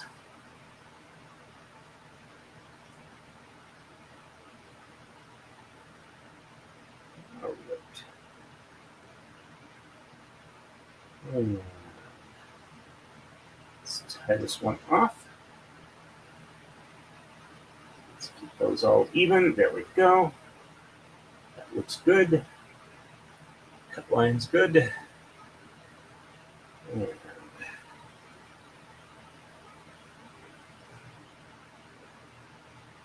we go. I believe that was 3.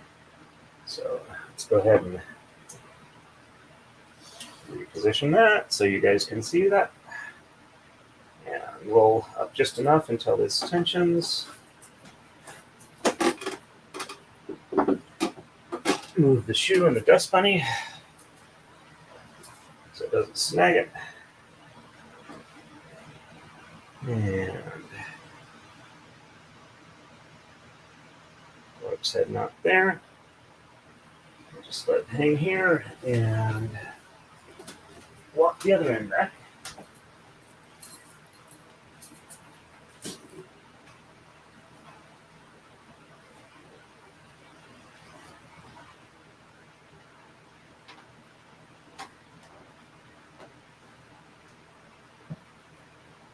Yeah, almost there.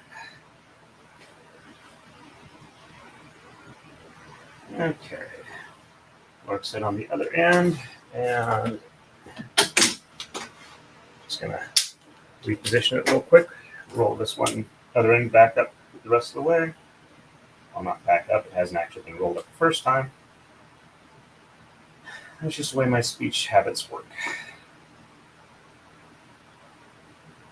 At least I seem to have mostly, well, not mostly, but significantly reduced the amount of ahs,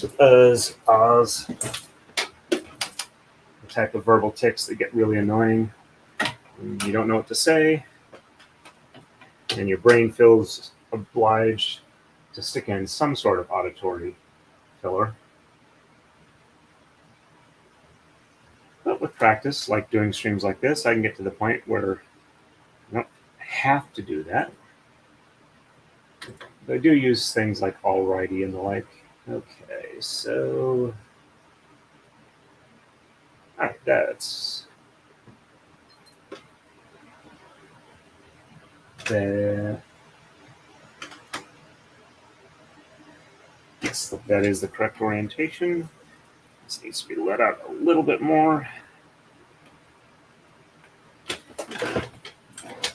And under 1, over 2, under 3, over 4, under 5, over 6, under 7, under 8, under 9, under 10, under 11. All right, let's slide this above. All right. Let's wrap just a little bit more so it'll hang right. There we go. And this one also needs to be let out a little bit more.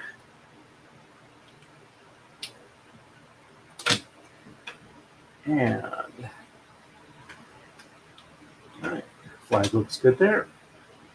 And let's take off the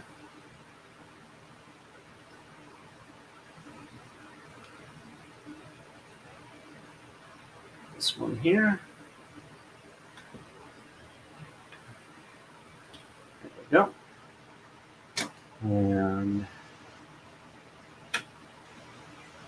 this one is a little high up, so let's pull this one down just a little bit. There we go. And okay, so I'll need to I need to stage more tama. I have used all the pre-stage ones, so 1, 2, 3, 4, 5, 6, 7, 8, 9, 10, 11. 1, 2, 3, 4, 5, 6, 7, 8, 9, 10, 11. So 22. Done 44. I don't know why I lost count that far. I might have to snag some tama from another source, but I think I've got the rest in the bag. So I've got 44. I have 40 left to go. I'm over the halfway point.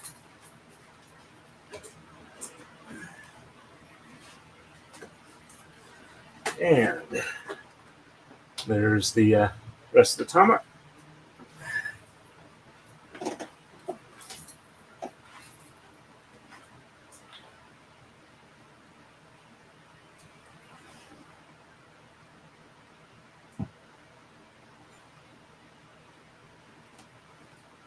I'm going to keep it in the bag. That way, if something messes up, it'll hopefully fall back into the bag. And I was going to fix that weird tangle problem. Okay, so let's detach this and pull this one loose.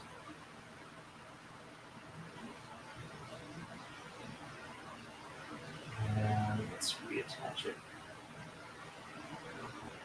from here.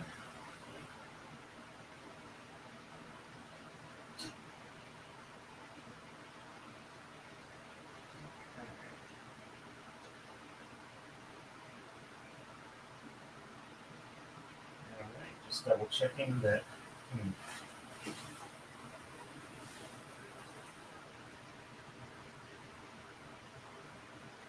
I seem to be missing one. Is that? Okay, so it looks like somewhere along the way I lost one. I don't think that would be a problem. There's only one thread difference out of 12. Or maybe 1 or 2 tama. But let's get this reattached the way it's supposed to be. Let's also get it properly fed through so I can identify it easily.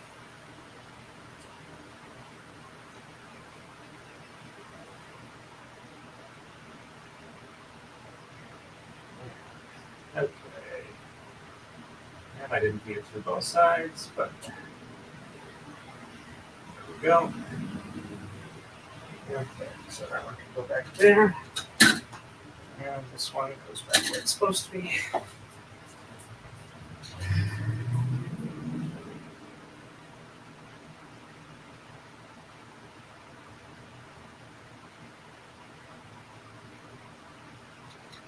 Okay, let's just put this one on.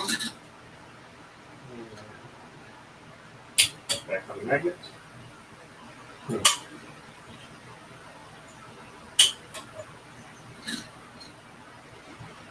Even some of these out with that.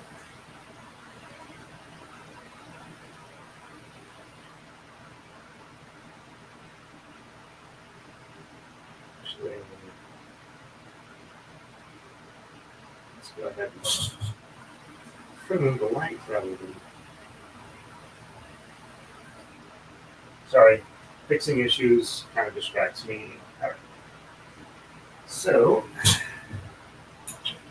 should be good. Yeah, put that on. That's like that's holding them. Okay, so we are doing red next, I believe. Yep. I can tell because the last color on here lets me know I need to switch to the next one. Oop, let me catch up on chat, see if I missed anything.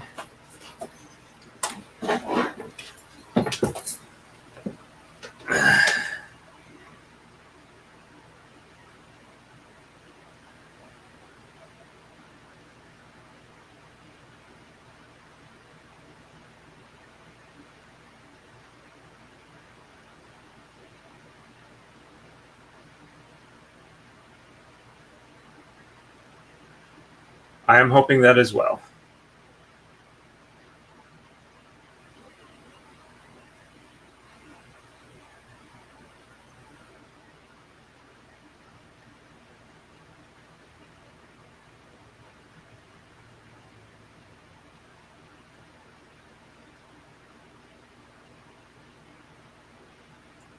I have a friend who actually I gave her some Kumihimo starter stuff this last week that does both. It does mainly tatting, but has also done bobbin lace as well.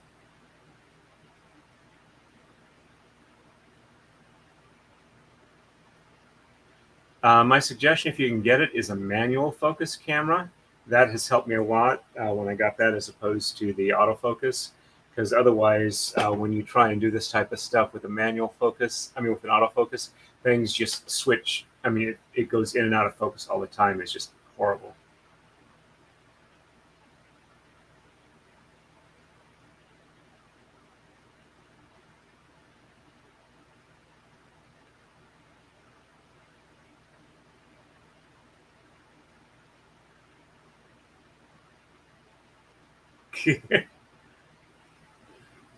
That could be a good or a bad thing, or both. Okay, red next. But not Red Dead Redemption. Okay. Fingers crossed. So I do that every on feeding. Loose out carefully.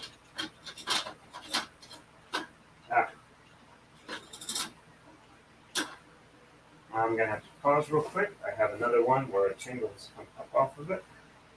I don't know if that's an issue or not. Let's see if I can't. Okay, where did it? Okay, it went. All right. It's not that one. It's the one next to it. And there we go. Let's see if we can't.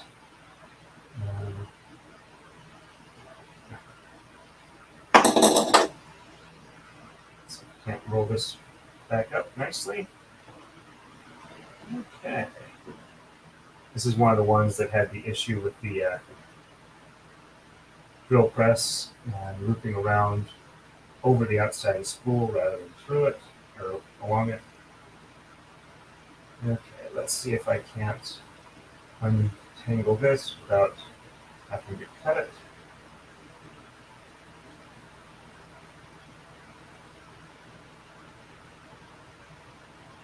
Okay. And the trick is to not pull it tight before you get it untangled. If you do pull it tight, you get a knot. You want to untangle it without having achieved a knot. Okay. Yes, I know I say okay a lot. That is one of the verbal tics I still have.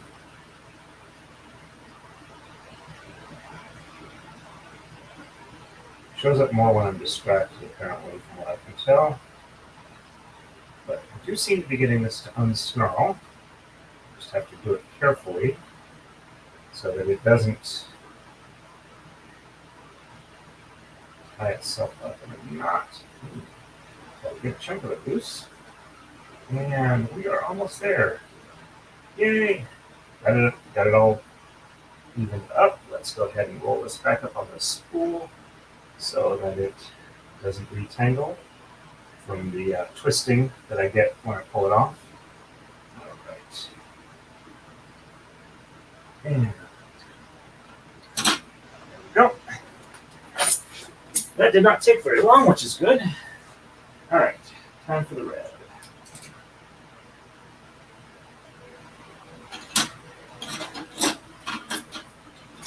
And there we go. Tension has taken out.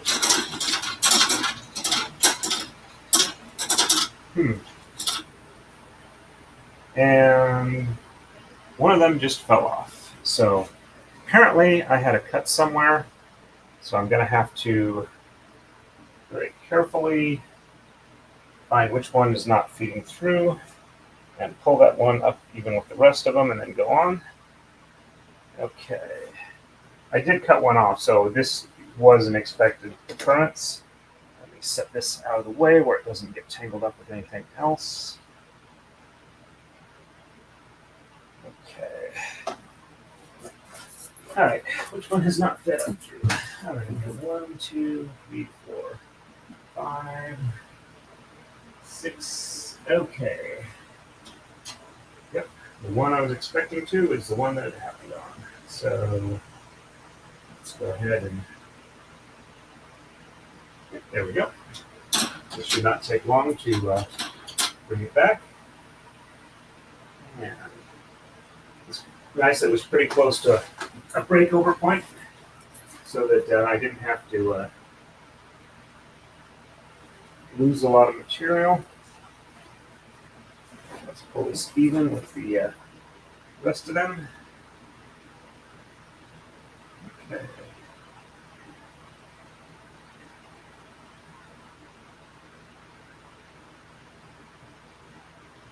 All right.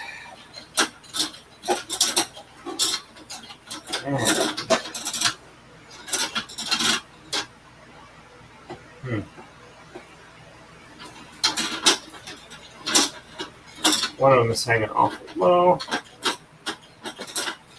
Okay, it's starting to pull even with the rest of them. Now they're all even tension again. Let's go ahead and get to the point I can tie it off and walk it back.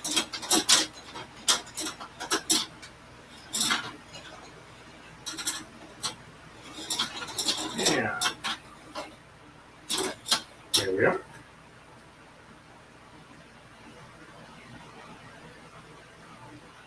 And let's tie it off.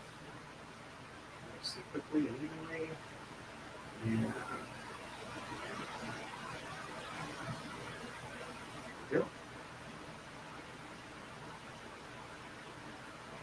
Almost there. So we get the first one done cleanly. Follow them in. And there we go.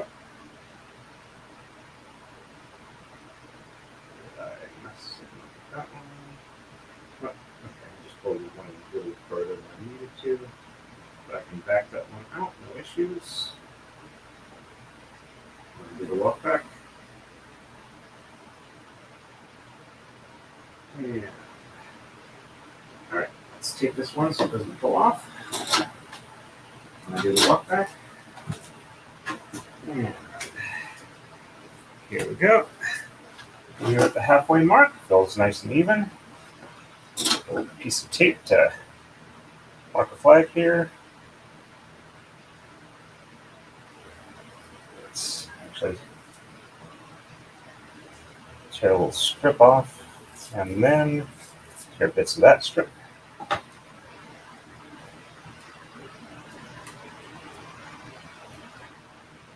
Not too careful, or if I'm not careful enough, you guys might think I'm a stripper. Because I'm always stripping the tape. Okay.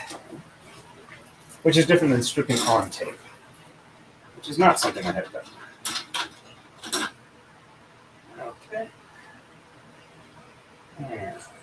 Clip it on. There you go.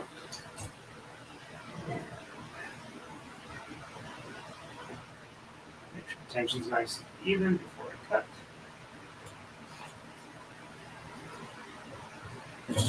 Makes it hard to cut if I put the magnetic clip on the shears before I'm ready to cut. Okay. Once these are done, I'll be at 46. And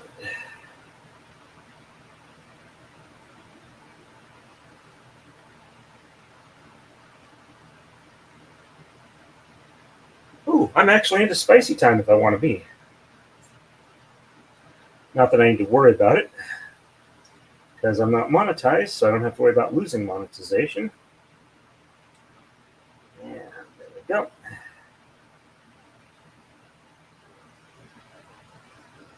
And we are getting closer. One more, and I can start rolling these up. That one. There we go.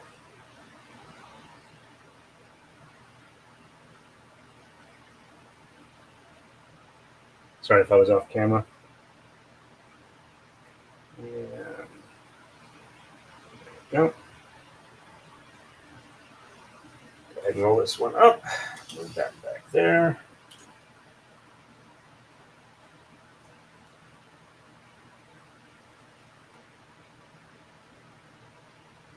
And typical works head. And let's walk this one back.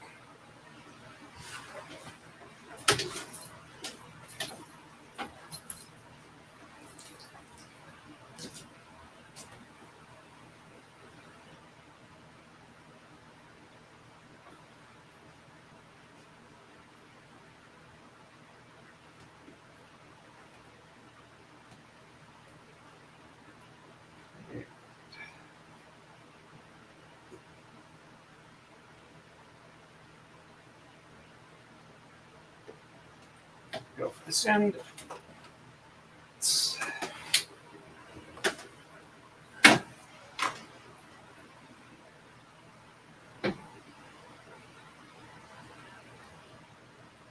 Sorry I don't have a better way to show all of this, but I don't like having multiple cameras set up. Okay.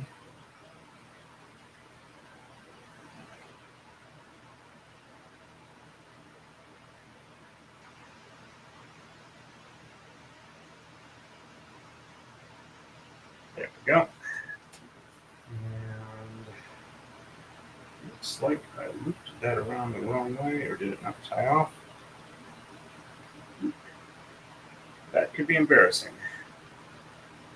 Apparently, one of the threads did not wind up in the first knot. So let me fix that real quick.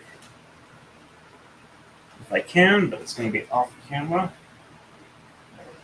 So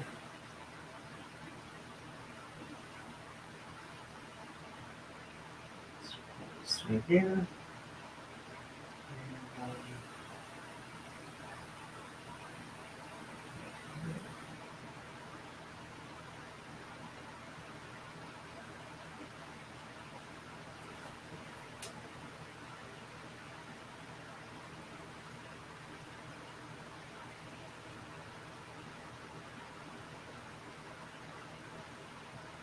Suppose I could try and untie it all, but I probably have to cut it. And I don't want to lose that length. I don't have to. And let's get this end.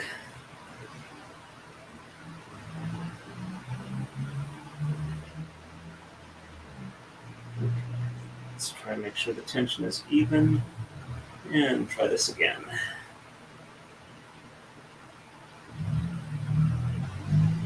Okay.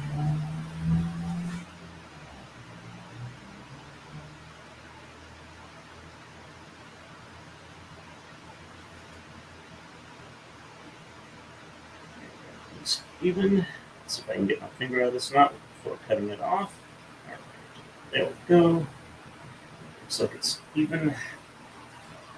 And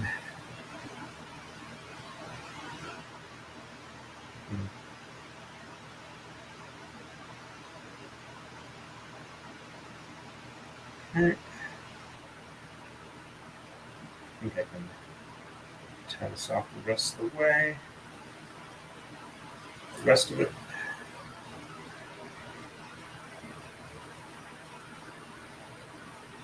At least I caught this before I got to a horrible intersection of time and inconvenience.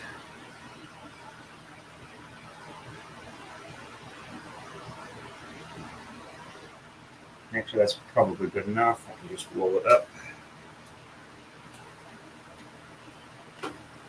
There we go. Nice and even.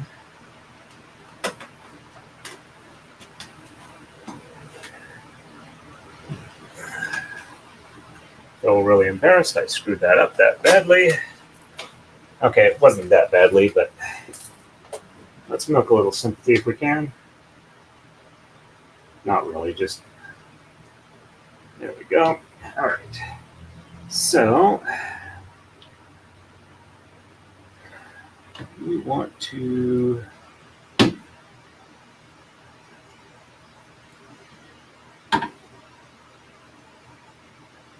we go. Let's see. Oh, that's the wrong way. Okay, so now that looks right. Okay, this one needs to be, that actually fit there fairly well. Okay, so we are under 1, over 2, under 3, over 4, under 5, over 6, over 7, over 8, under 9, and over 10. Wait a minute, let's see, where did...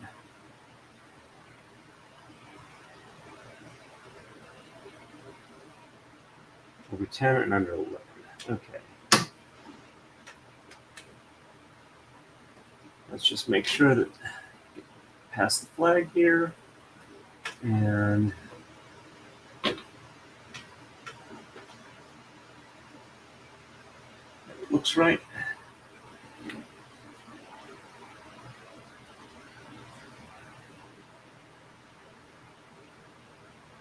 Okay.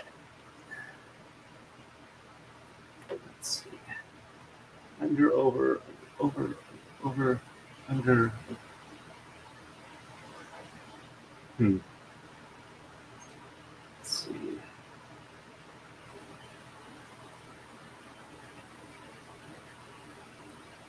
Looks like I lost track somewhere along here. The light shining. Okay, so, all right, so under there. Under the third, or under, over, under, over, under, over,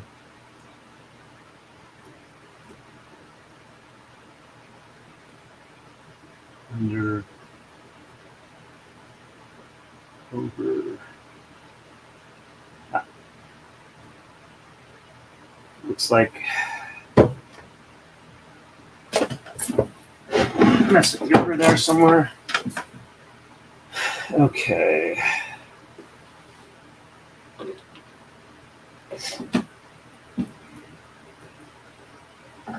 I'm just going to back this one off and double check the one before it. Yeah, I can tell I definitely had an issue.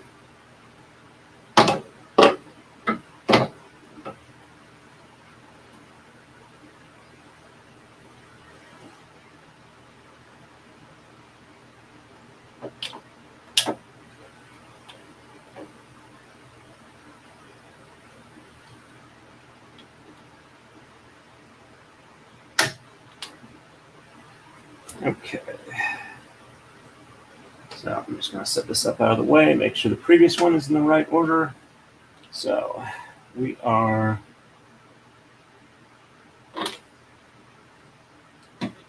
under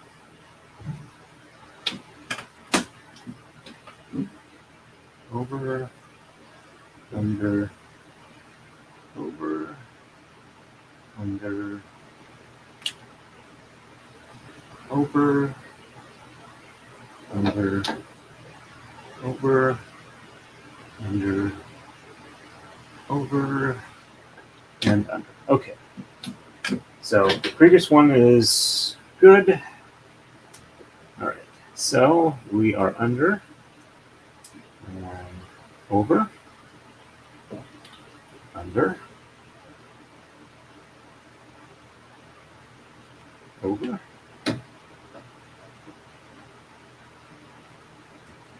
under, over, under, over, under, over, under, and over. All right, let's see if this one looks right. Okay.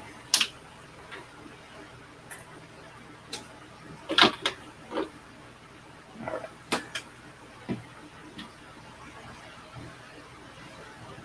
Okay, that one looks good. Let's pull this up even where it's supposed to be. And take off. Now let's take off the 2 flags. These are getting annoying as time goes on. I know I need them for at least a bit, but 3 flags is probably enough. After that, they should be relatively secure. Okay, let's back this one up just a little bit for the next one. That's gray. Okay.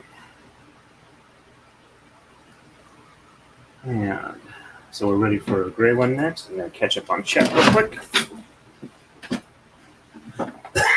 Excuse me for the cough.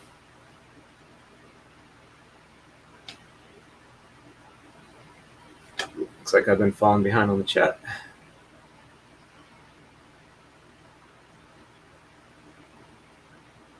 Okay.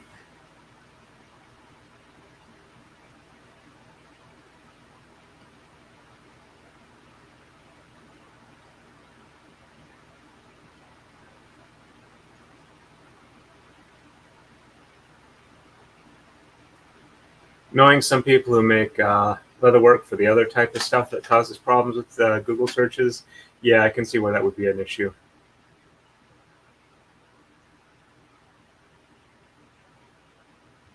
Yep.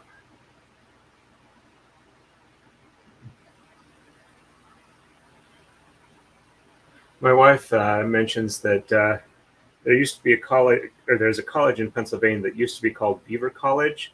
They had to change their name to Arcadia College because Google made it impossible for people to research the college.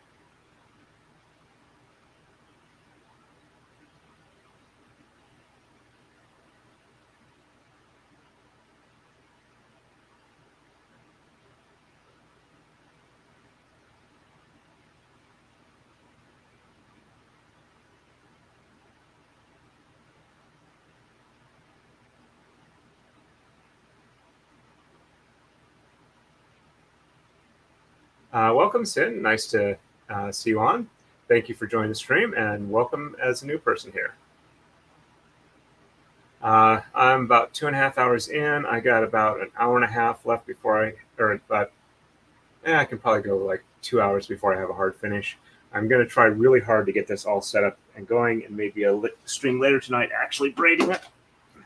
We are at 2, 4, 6, 8, 10, 12, 14, 16, 18, 20, 22, 24, 26, 28, 30, 32, 34, 36, 38, 40, 42, 44.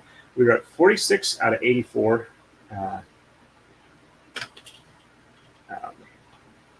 Let's see. There we go. Make this a little easier to see what it is doing here. There we go. Anyway, 84 is our total here that we need to get to. So I better get it cracking. We are on for gray next. Let's prep the tama.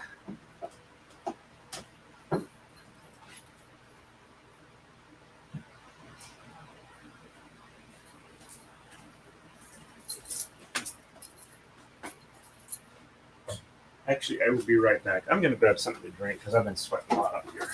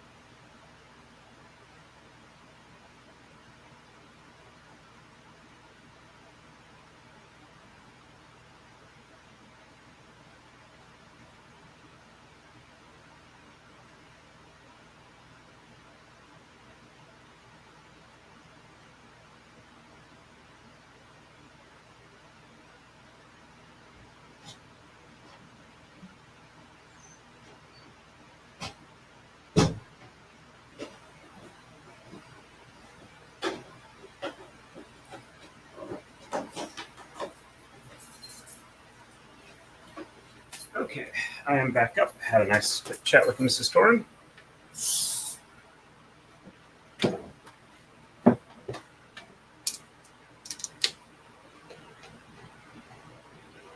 Yep, the silver gray looks very nice against the red. I'm really happy that Rob picked that particular color combination. It's going to look really good.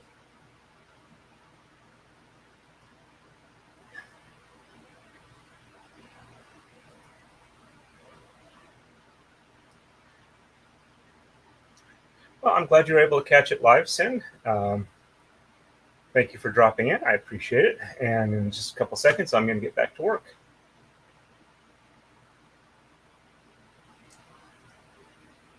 Yeah, this is set up, but people have asked me to video how I set up the frame, which is entirely understandable because this was not intuitive when I first started it.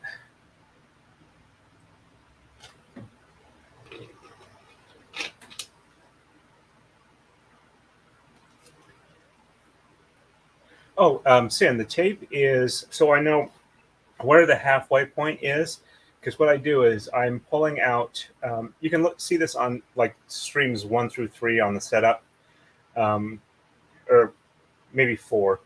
I think 1 through 3 was where I was doing the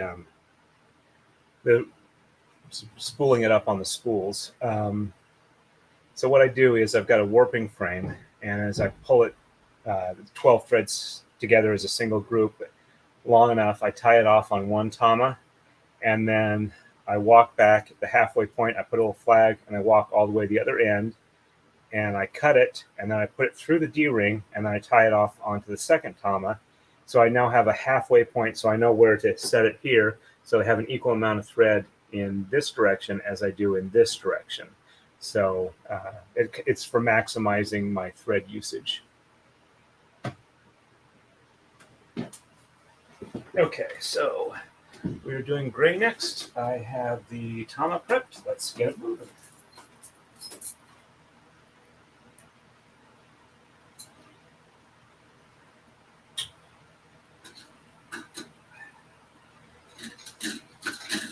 Oops. I really do not know what the problem this particular spool is having, but it keeps wanting to pop off the holder. So let's rotate that a little bit so it doesn't interfere. All right. Let's just do the jigglies. This one's actually feeding kind of nice and even. No particular threads are hanging low. And that one just rolled off. I'll have to put that one back. Actually, I think I can put it back now before I get to be too much of a mess. There we go. Trying again. All right. And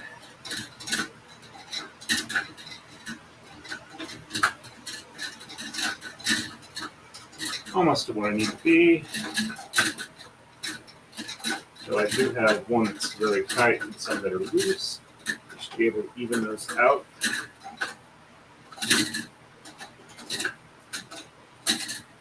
All right. Almost there. There we go. Long enough to tie off. Let's make sure I get all the threads in this particular knot. And the rest going forward. Okay. Yeah.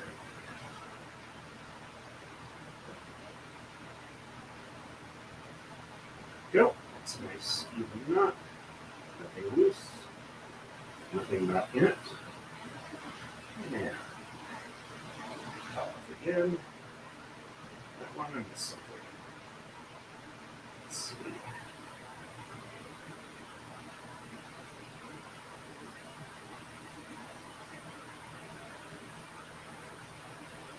Even up. Let's do one last one. Should hopefully keep everything even. Okay. Tape it so it doesn't pull off. Walk back procedure.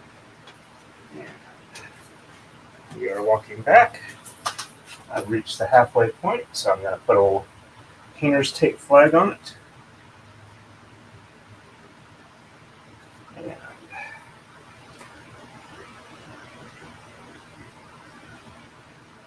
flag in place. Let's walk it the rest of the way back.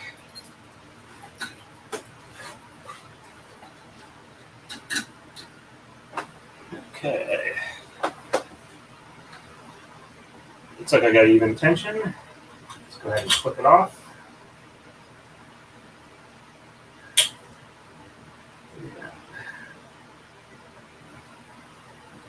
Right there. Clipped.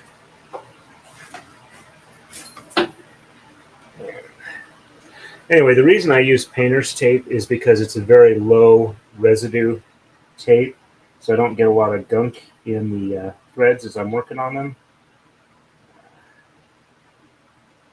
There we go.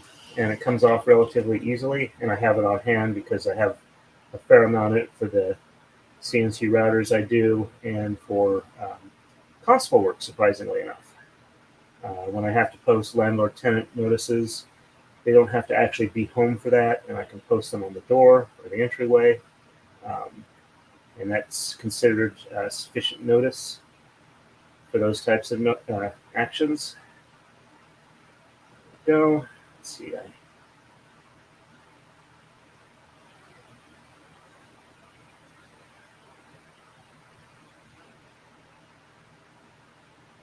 One last one here. Sorry if it's a little fuzzy. I'm trying to do it at the right level. And this one there. Let's get that one in. There we go.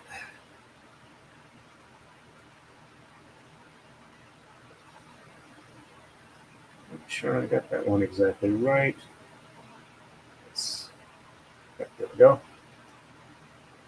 And let's roll this one up.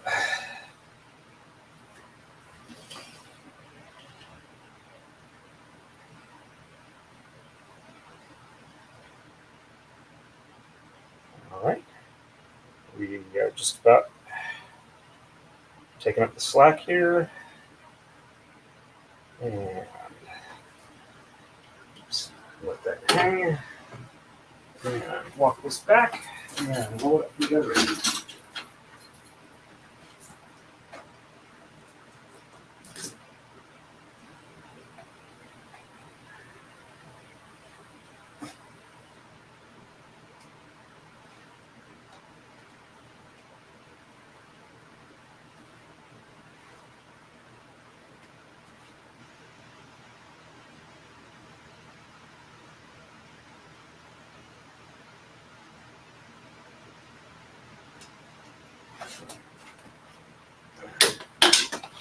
Let's roll up the other end now.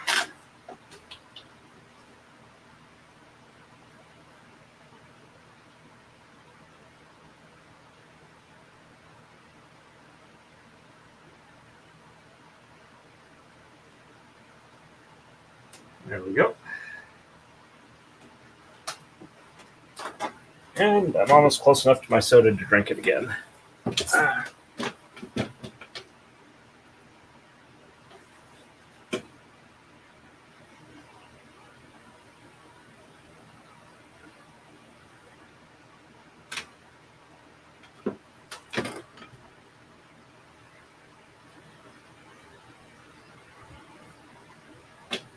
And, all right, so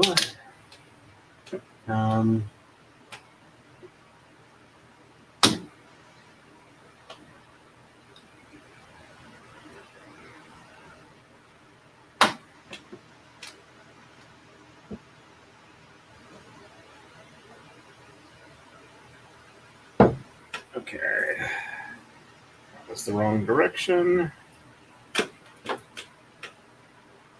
There we go. That's the right way to run that particular one. Move the chair up. Sit on my pant leg so I can't move my leg. Take a drink real quick.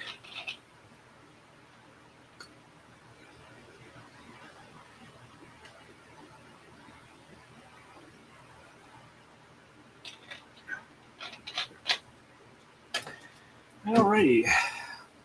Well, according to YouTube statistics, or the YouTube studio thing, we've had 61 people drop in for a look. We've been averaging probably between, we're down to 11 now, but we've had about 16 people simultaneous. It's been a pretty good stream for me. I really appreciate everybody who's been on. Okay, so we are under the first one, over the second, under the third,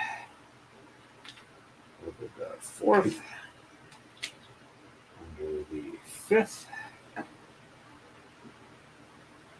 over the sixth, under the seventh, over the eighth, under the ninth, over the 10th, and under the 11th, and over the 12th.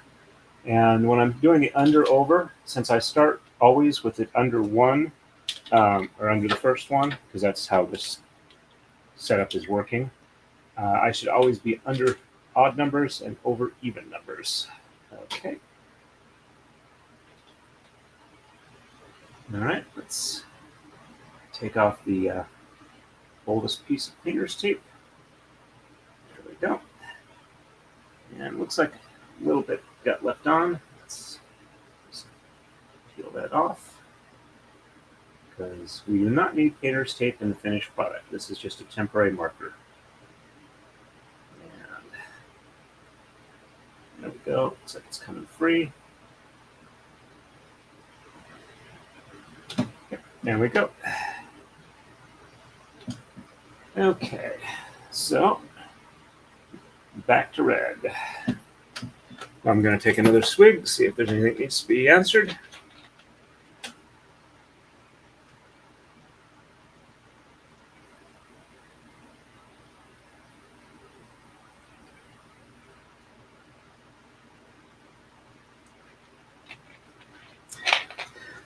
I'm willing to bet money that Rob can dance a decent robot.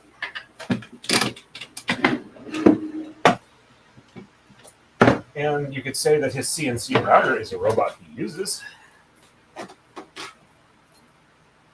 Huh. That's interesting. I have a single red thread that is heading off into... Oh. Did I miss it? Oh. That is weird. Don't know why I did that.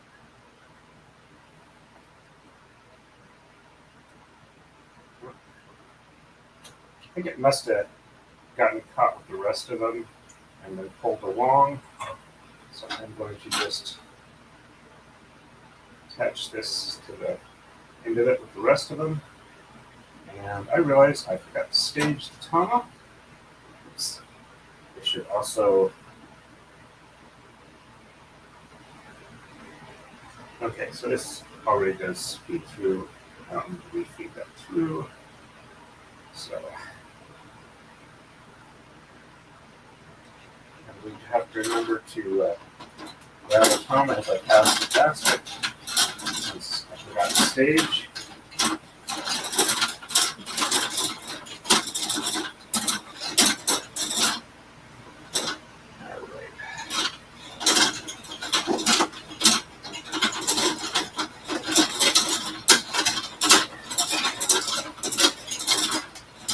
Walking it back.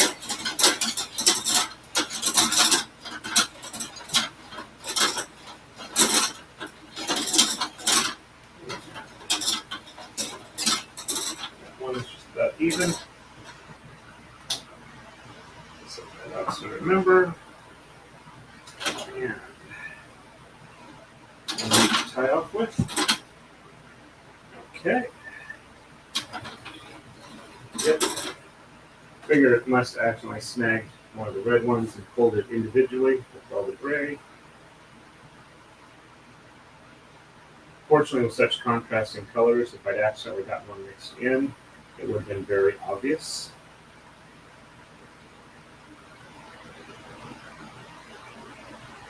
Maybe not as much with the gray and the red, but the red and the gray would definitely stand out. And first knot is tied off. A bit longer on the tail than I wanted, but not too bad.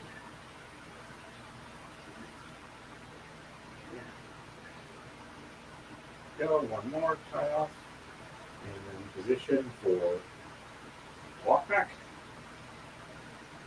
Waka waka waka. Yep. And Tama. Well, this one looks like it's tensioned reasonably well. Let's go ahead and tab flag on it. It's a little larger, but that's okay. Alrighty, let's walk this the rest of the way back.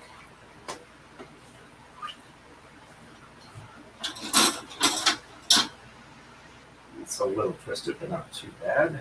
Seems to be coming out reasonably well.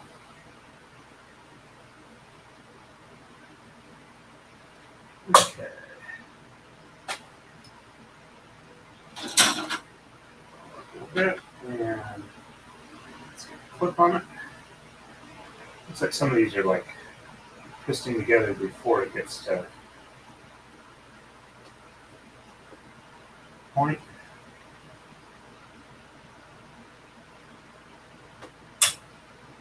But it's doing okay.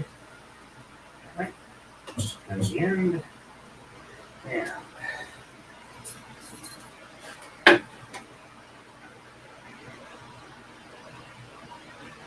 feed this in through.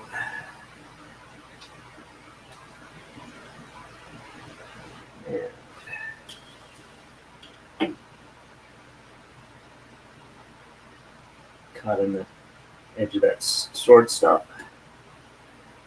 Let's get the lark's head knot off of here before we begin, because otherwise it'll be a little inconvenient when I'm rolling it up.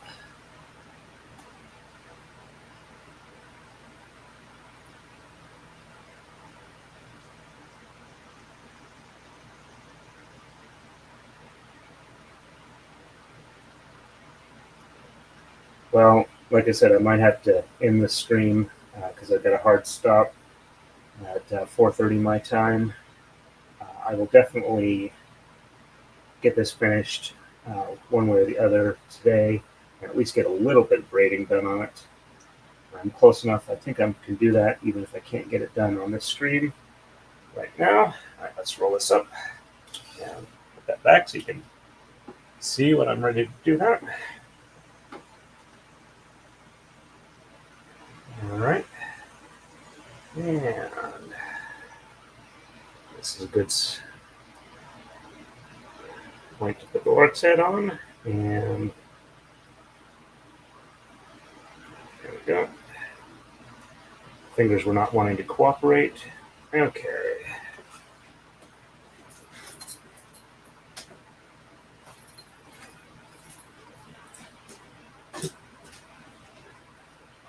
Also, with me going to the other end and rolling it up under tension, that keeps it less chance of having the occasional thread loop around and throw off the tension a bit. Also lets me know if I have a problem while I'm doing it, a chance to correct it before I roll it up. Well, I can do it after I roll it up. It's easier before. All right. Let's go ahead and get this other end rolled up. The lark's head knot off first.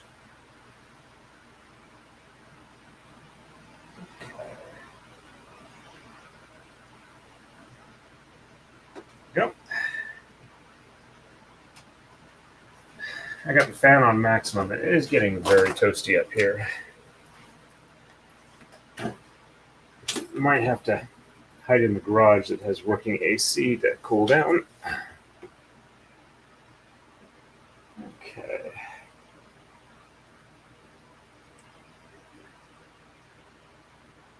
And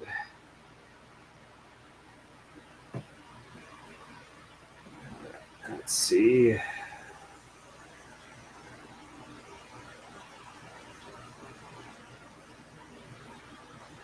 That's the configuration I need. Oops.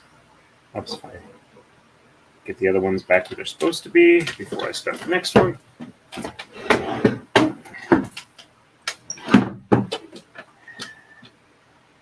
It's a little uncomfortably loud. All right, so under, over 2, under 3,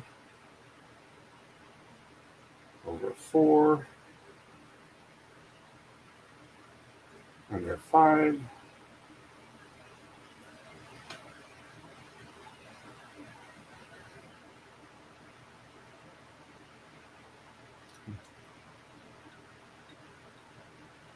over 6, under 7, over 8,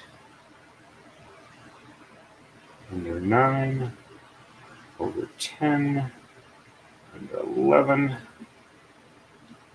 over 12, and under 13. Let's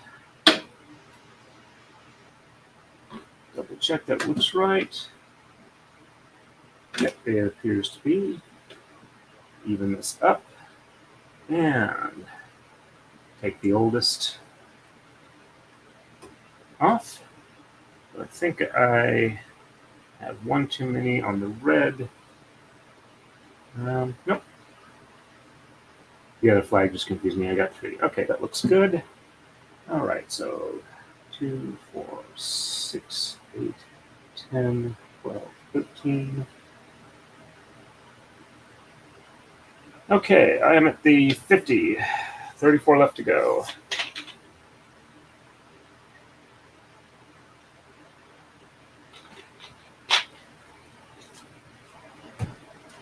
which is 14 more double tama, and the end ones, which are one of each color rather than a double-ended one.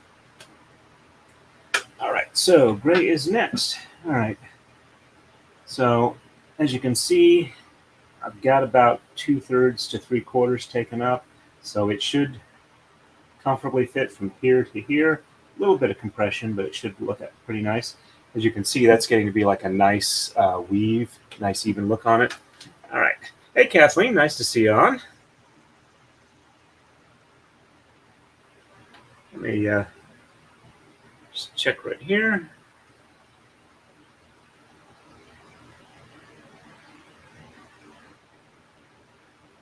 Okay, glad that the granddaughter can visit. Oh, and for those who have been following along, my dad is doing pretty well. He's home. He's still working on stuff. He's still having some memory issues, but he is definitely improving. And he is motivated for recovery, so that's always a plus. Let's get those. Okay, so yep, silver. Stage the tama. Don't forget that part.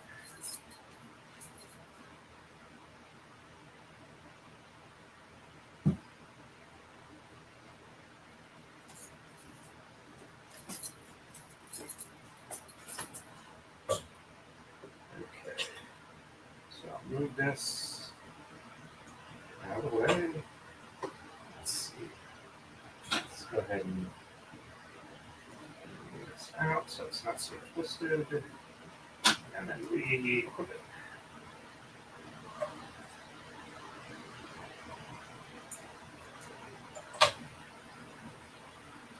Oops, I am placing the threads back up a little bit, so let's fix that real quick.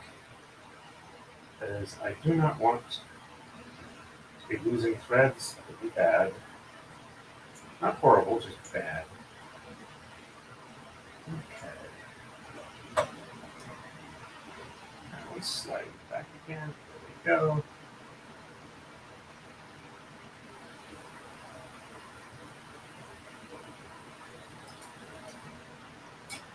Okay.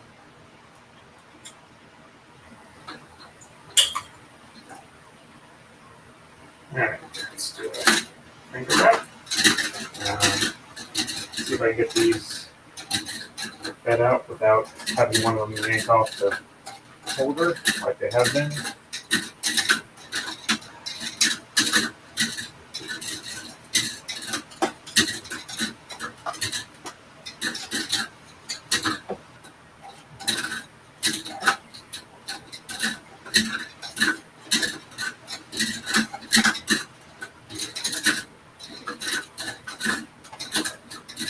Doing pretty good here.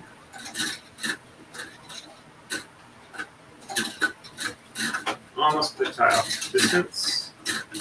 There we go.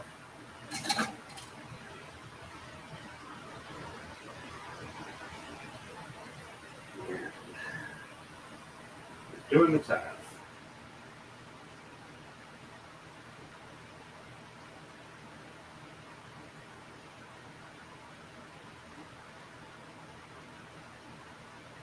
Almost there. Got a nice clean blue knot. There we go. And 2 more, and then I can start doing the walk back.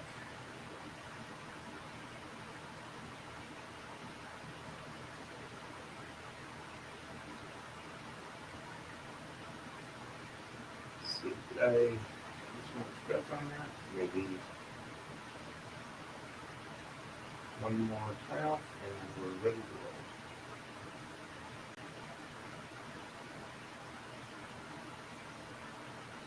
Okay. There we go. And let's tweak this so it doesn't pull off. And we're walking the thread back. One was a bit looser than others, but not horrible. Okay. And tear off a larger strip, then the smaller flags. Okay. Nice even strip. And flag portion. Go. I'm pretty sure it's at least 90 degrees up here with about 80% humidity. The only advantage is I'm not in direct sun and I got fan blowing.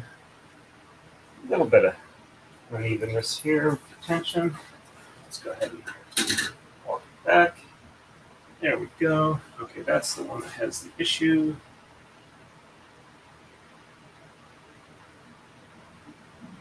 Let's see if we can't figure out which one it is. And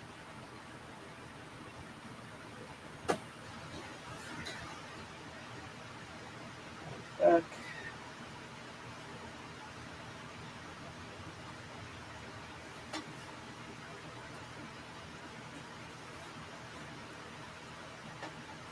Go. And we are walking it back.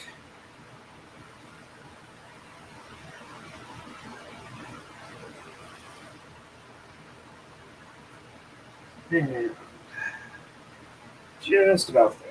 There we go.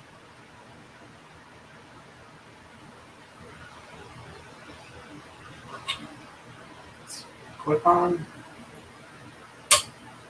Oops. Put this on. I'll love the magnet. Get it back. And trim. And we feed it through the D-ring now. Being careful not to let the threads move relative to each other, because that would be bad. Not horrible, just bad.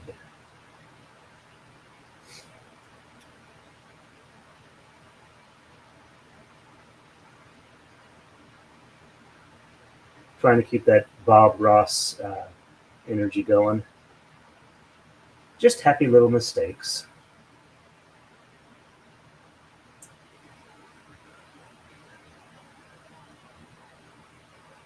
You wanted your model to look like their hair went to a hurricane and a bush picker backwards, or whatever.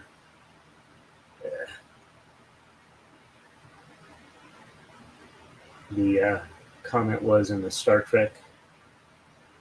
Some of those aren't pulling even. All right, there we go. It's not the best knot, but I can work with it. I think Star Trek 4, what was the original series? I'm going to try and explain Spock's ears.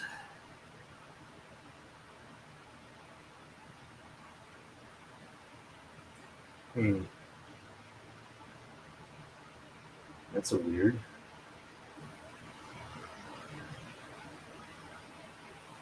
I don't know why it's so weird there, but one more and it'll be okay.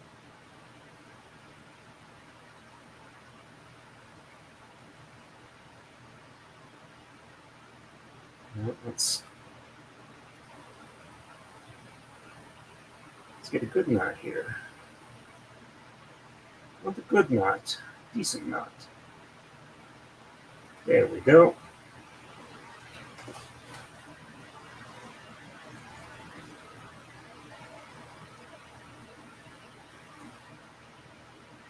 I might have to retension the other end. We'll have to see how that goes. Okay. Ready to tie off on the lark's head here. And there we go.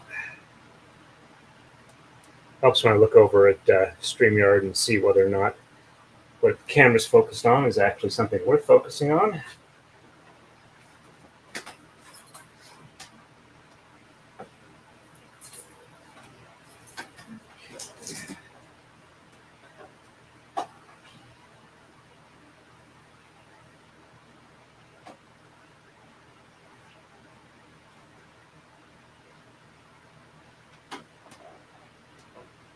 And we are getting there. Okay.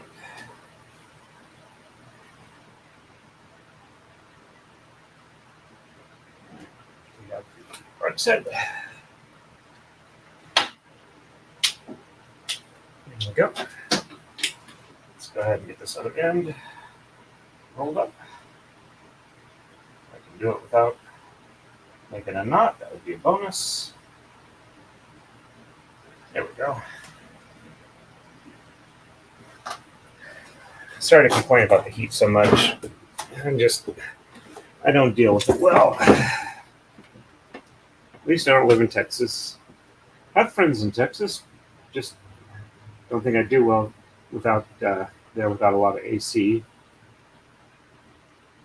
I always think of that Lovecraftian story about cold air or whatever. The fungoid monster in humanoid form who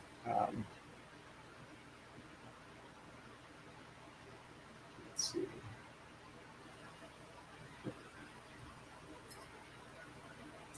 Get under, so the other way. Whose air conditioning fails and can't get it fixed before he starts decomposing from the heat. Not that I'm a Lovecraftian horror, though some might feel that way.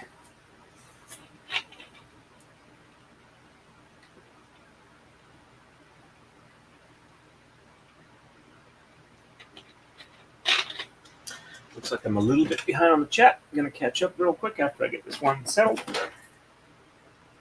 Okay. So we are under 1, over 2, under 3, over 4, under 5. Oops. That's snagged a bit. Okay, so under 5 and over 6, under 7, over 8, under 9, over 10, under 11, over 12, and under 13. All right, let's pull this up a little bit. And the weave looks right. It needs to be let out a little bit more on that end and the other. Oh, when we were discussing that, what the flag is for. So this is the middle. Let's see, and then we pulled along, and these are the ends, and that's how I know where my middle is. All right. Once we have each end tied off with a weight or tama, there we go. Let's get that one back where it's supposed to be. Yeah. Go there, and we tear off the oldest flag. 1, 2, 3.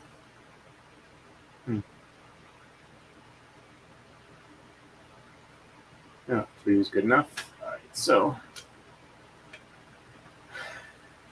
yep, that looks good. Everything does over, under, over. Catch up on the chat real quick.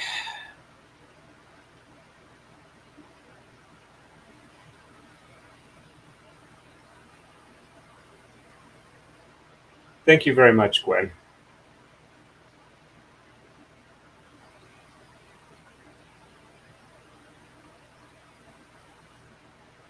Yeah, that sounds like it could be stressful.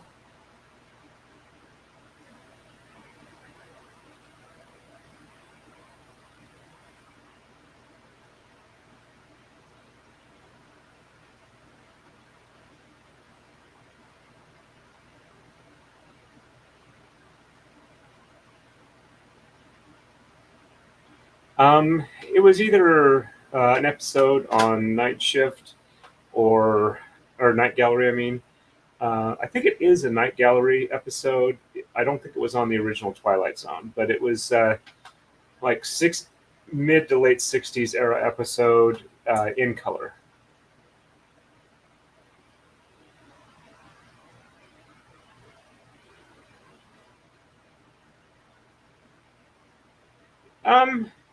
I kind of like some of Bradbury's stuff, others not so much.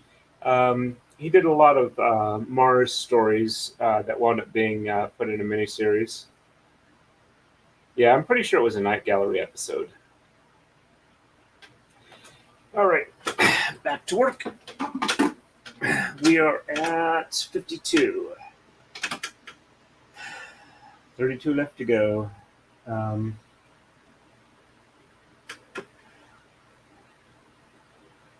right. So just did silver. Oops. We have red next. Restaging the timer.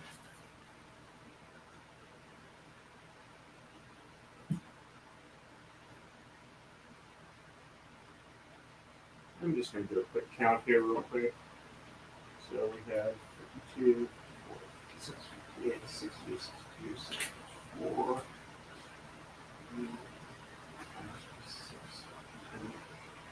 Okay, so I might be 2 Thomas short. But I have plenty here that has leaders on them, so I'll be fine. Okay. So that's pre-staged. Let's get some red done.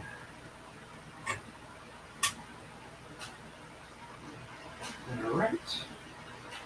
2, 4, 6, 8, 10. Okay, we have all the threads feeding. And that's around a couple times just to make sure nothing pulls loose.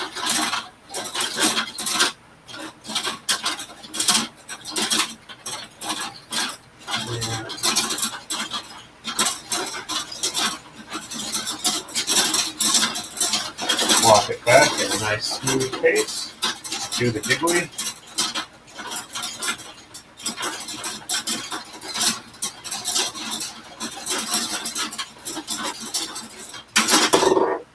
And knock the spool off.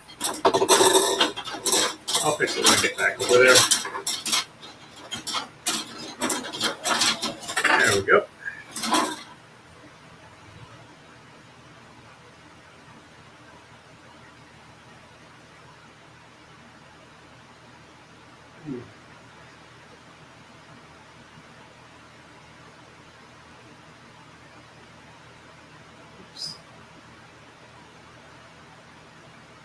Just getting the thread in. Fortunately, before I tied the knot, so I just pull it loose and start over.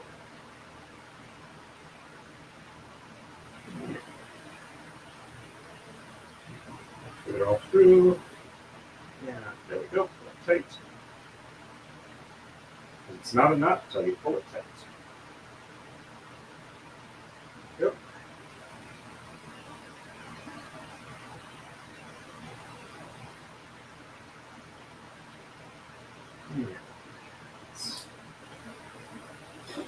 Take this up so that it doesn't pull out while I walk the threads back. And we're doing pretty good here. Feels slightly twisted, but not too bad. Tension looks good and even. The halfway mark flag on it. There we go. And walk it the rest of the way back. And where did I knock that spool to?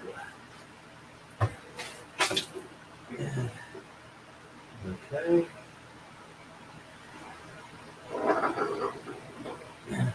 Wow, that one went hiding.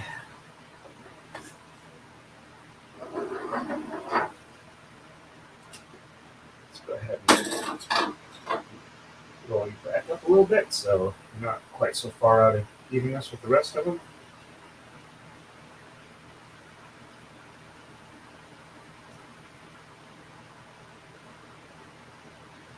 It's really easy to do this on my knees with one hand while I'm holding the other to be tensioned. There we go. Let's go ahead and get the clip on here. And trim. And let's feed it through the D-ring.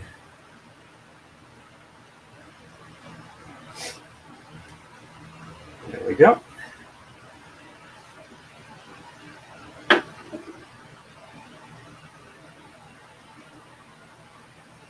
We're doing pretty good.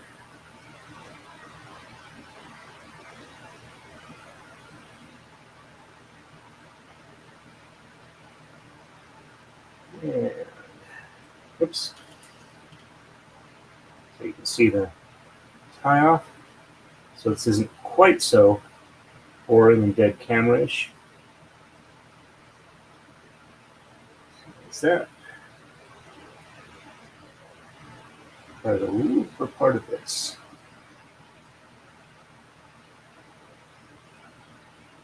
I think that was part of the loop. I didn't get all the threads in, so let's just do another tie around there.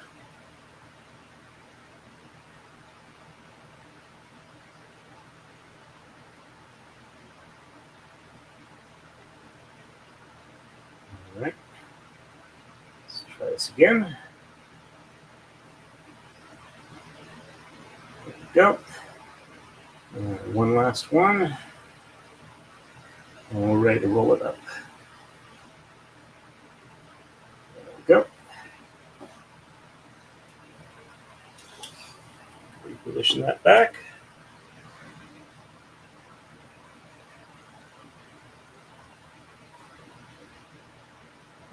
According to YouTube Studio, we've had 67 people drop in, and we're currently running about 10 or 11 people watching. Haven't checked Rumble for a while. I should probably do that once I get this one rolled up.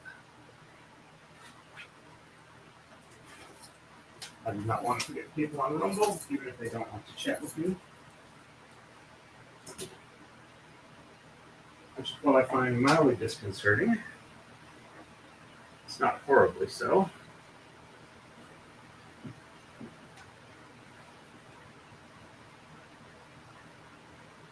Oh, speaking of Rumble, apparently my Rumble lifetime's earnings on there are approaching 50 cents.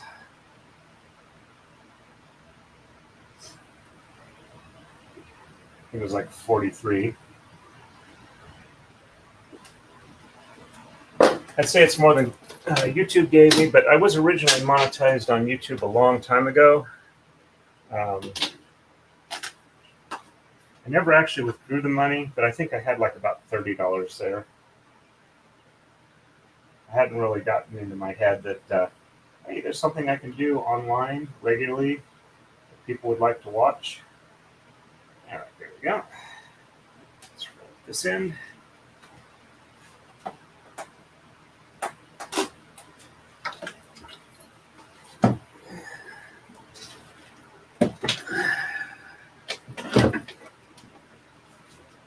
Yep, just roll it in the cash.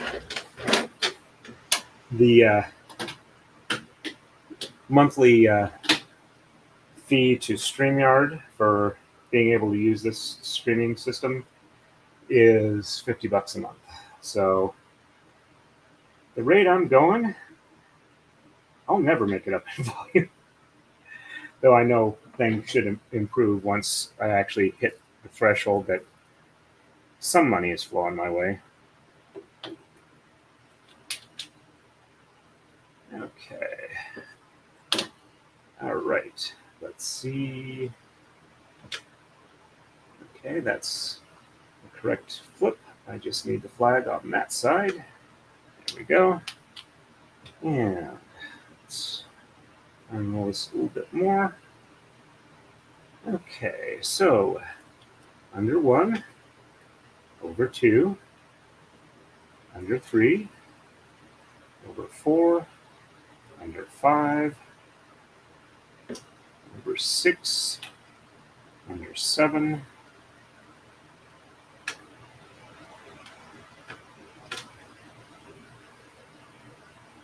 let's see, 1,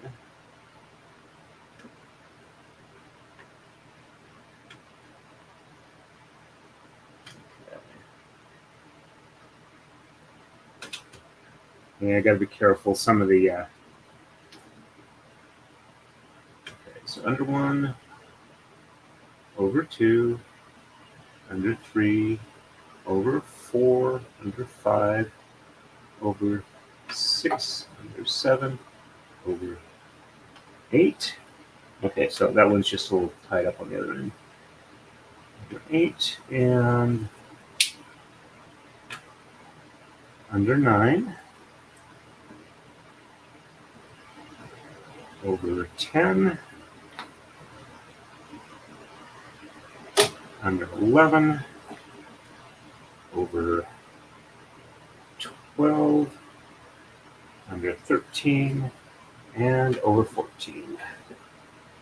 All right.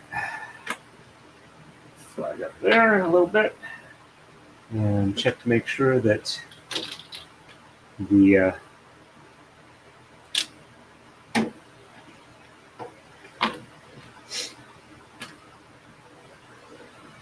okay, that looks good. Weave appears even. Move that where it's supposed to be and tear off the oldest flag. There we go.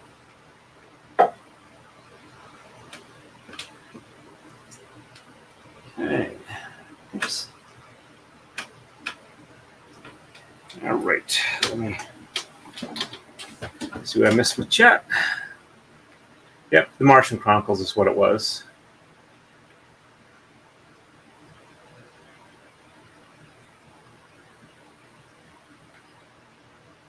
Though these days the Martian Chronicles are pretty dated.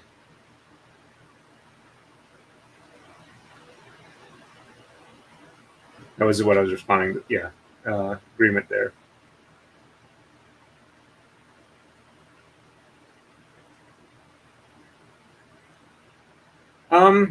You can read the compilation as like a novel because it does have a fairly uniform, I mean, a fairly consistent plot line.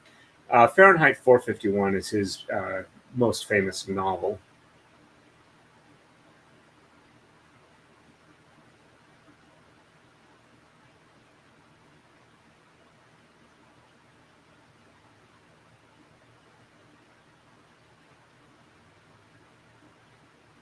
I think he also did Childhood's End, which is fairly decent.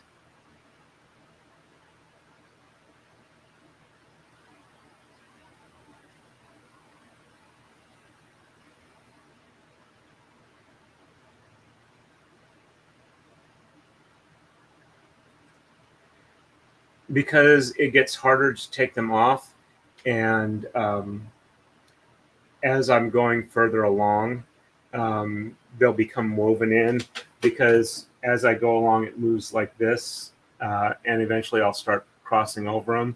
I really only need them temporary. It's easier to tear them off every couple at a time rather than go all the way to the end. It's just convenience type thing. Welcome back. All right, so I'm going to start on silver next.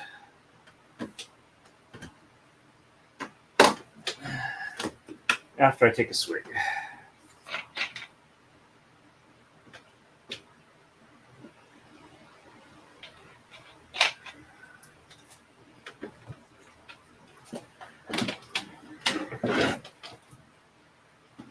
Okay, pre-stage the Tama. Actually, since I need 2 other ones, what I'm going to do is I will see, does this have a leader? Yes, this has a leader on it. So I'll grab this one here and take the floss off of it.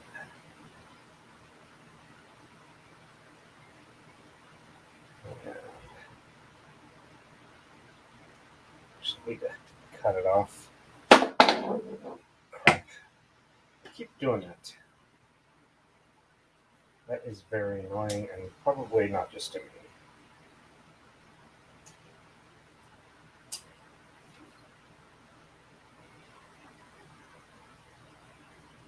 There we go. That one's off.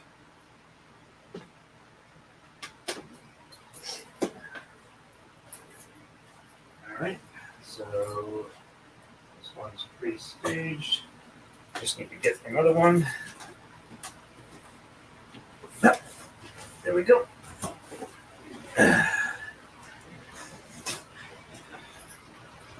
On another one that's got a leader that apparently fell to the floor. Oops. The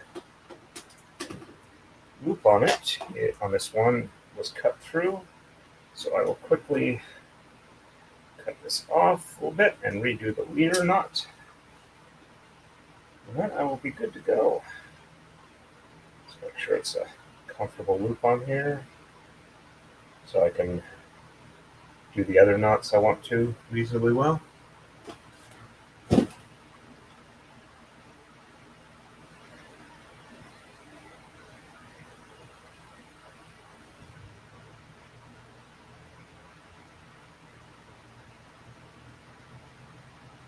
There we go.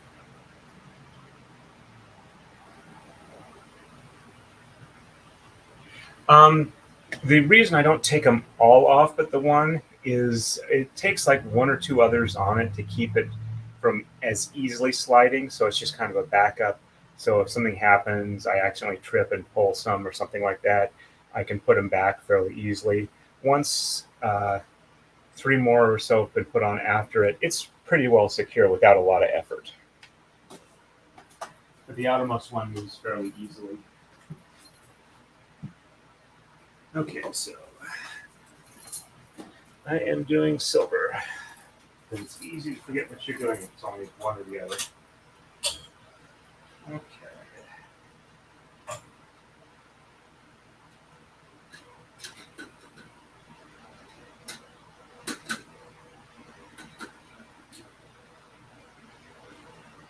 Rather than try and work that one back, since it doesn't seem to want to go back easily, I'm just going to cut this excess off. There we go. Times around the finger, and let's start walking back.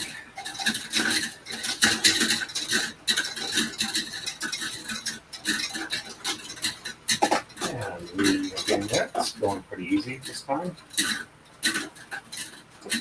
One of them did try and make a jump.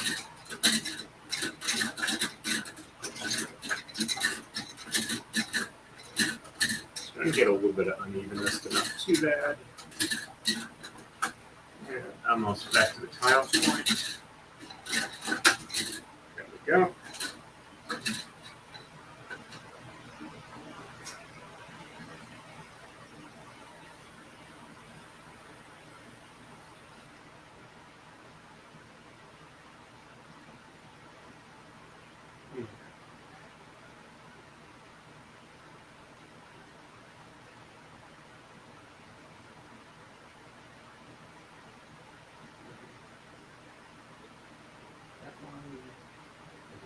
Right, so let's back this knot off and redo it.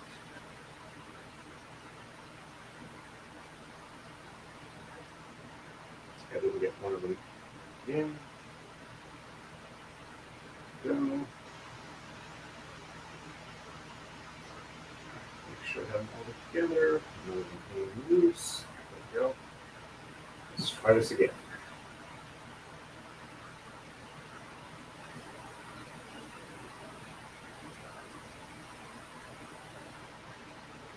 Each one to jump out, but at least I caught it early. Right, so the rest of them.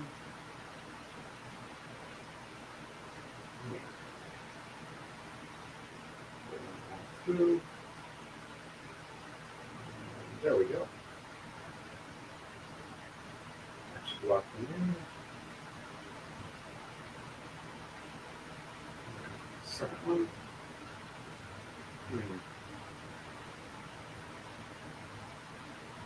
Still looks like I missed. I'm going all the way through. But so it's probably through enough. Yeah. One last one. There we go. Take this up for walk back.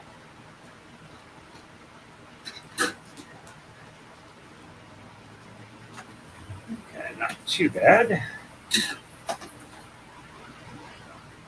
Relatively even tension. Put the midway flag on. And walk it back the rest of the way.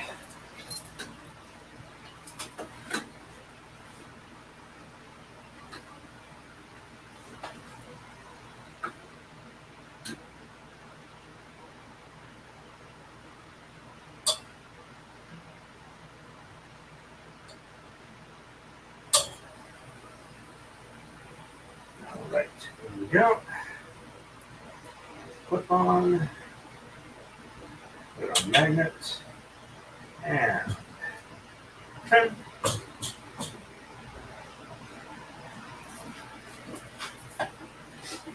There we go.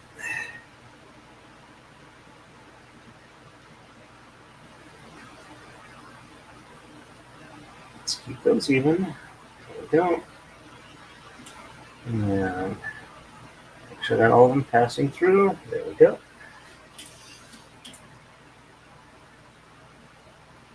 And let's get this tied off.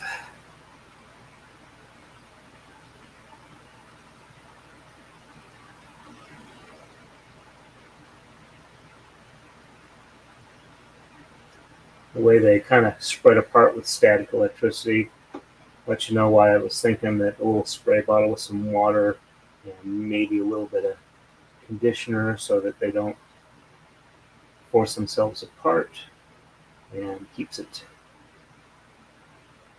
you know, smooth sliding, even tension, easier to handle. One more.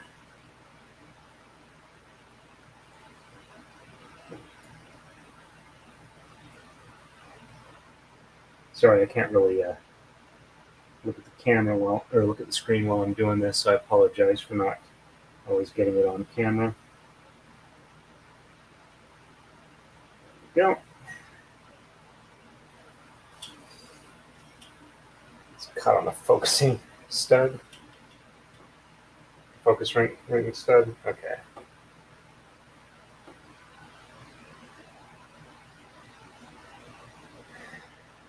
All right, that's most of the slack taken up. Sorry if my voice volume keeps dropping. I hope you're able to still hear me regularly. I'm pretty sure that when I'm at far end away from the camera, you guys can't really hear me, but I can't verify that. Tension's not quite fully even. Let's see what I can do to fix that. Okay, let's roll this thing up.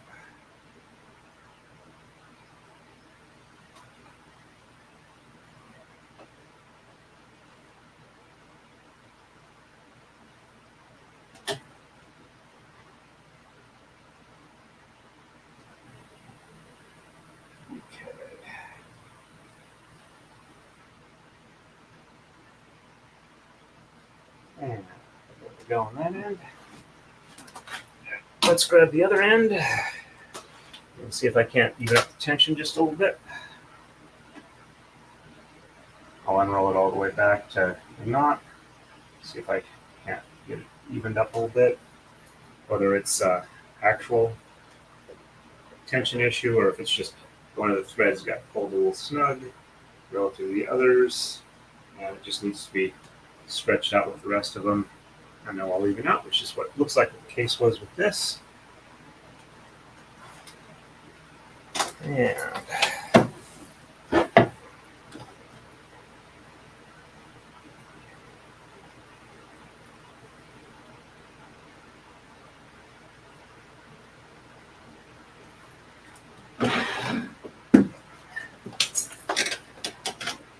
there we go.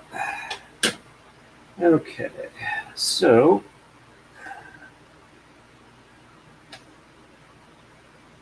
let's see. That is the way I would. All right. That's the way it should go. Let's unroll this one just enough to fit here. Looks like I might be missing somebody heading out, so let me check real quick.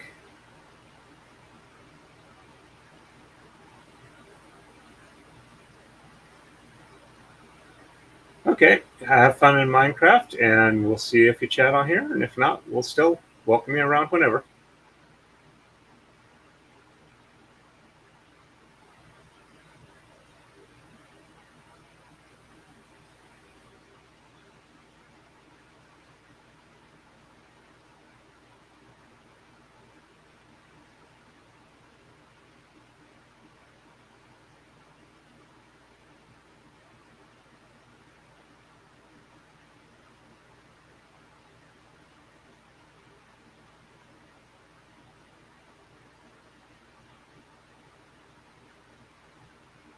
Just catching up on chat here, sorry.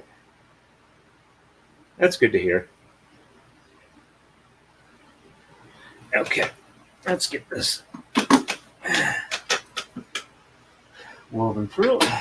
All right, so we are under 1, over 2, under 3, over 4, under 5,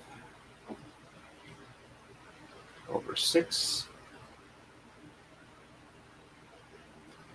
under 7, over 8, under 9, over 10, under 11, over 12, under 13, and over 14. All right, that looks consistent. Let's just get the flag even here and take the oldest one off, which is this one. There we go. All right, so 14, 28, 56.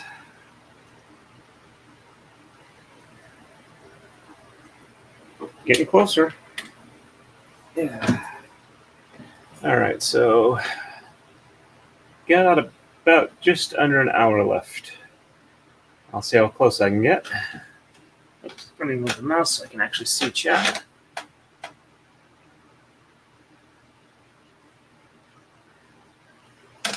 And let's take a swig. Red is next.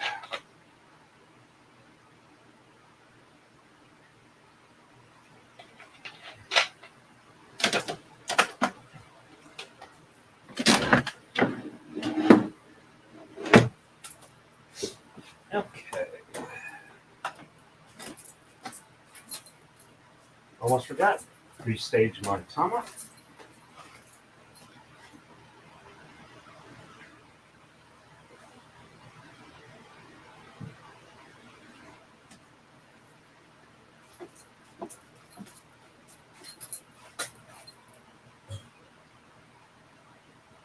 So we are red.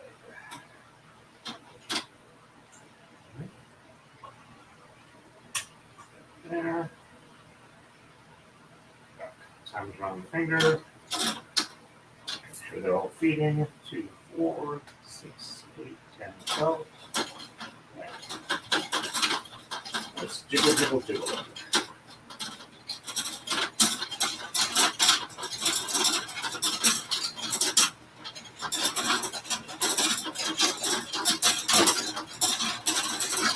And we are getting there.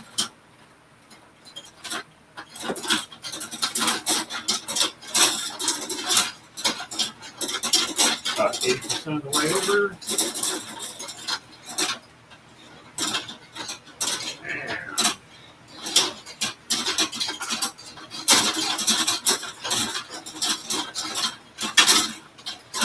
And we are there. Knot tied off real quick.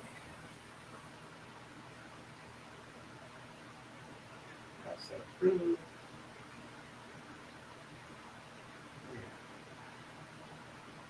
Around. Sure they're all through. There we go. First knot in. And second knot. in. Third and final knot is tight. Yeah. Zip it in place for the walk back. Tension's pretty even. A little bit of twisting. Should be able to pull it snug without too much issue.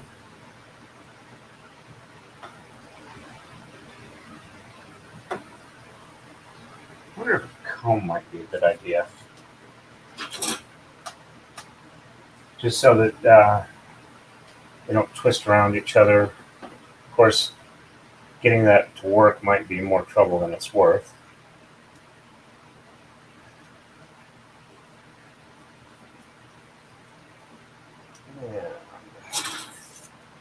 Go, strip torn off. Let's get a flag. This one's going to be a white flag. Don't. Right. Continue walking my way back in. I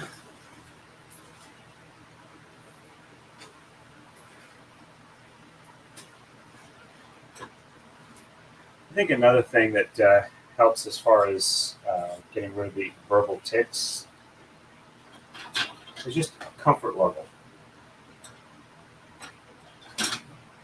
Kind of the way I got over my fear of bees, apophobia. A friend of mine who's a blacksmith also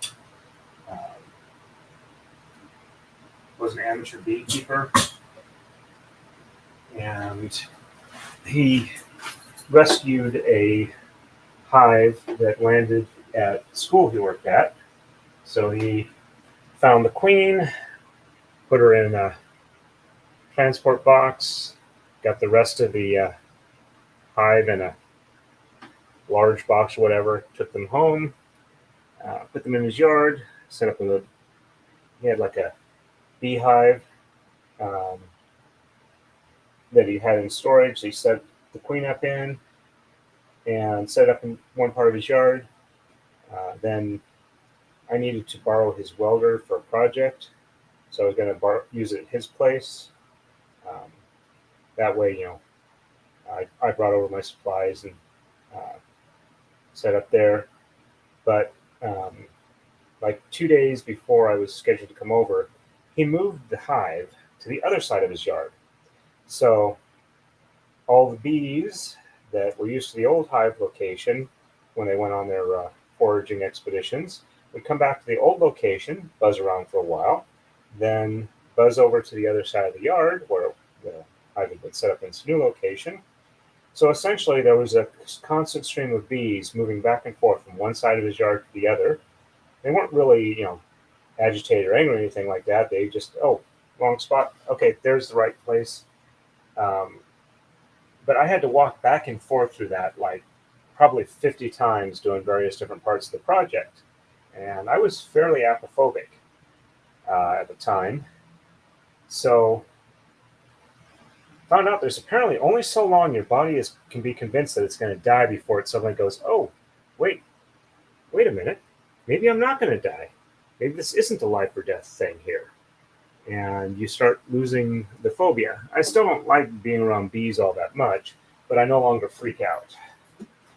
Actually, let me let this hang. It looks like I got a bit of unevenness here, so let's see if I can't fix that.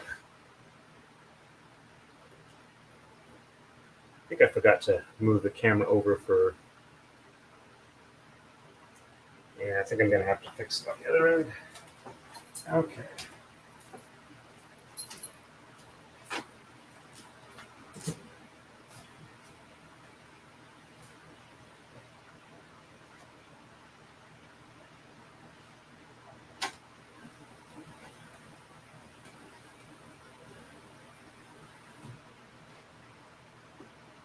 But yeah, I think if you do something often enough, even if you aren't like good at it, you eventually like start losing your uncomfortableness just because you can't actually maintain that for super extended periods of time. Your body just won't let you do that. It won't feed the chemicals that affect your emotions that long.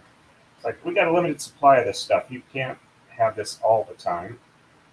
Got to save it up for when you really need it.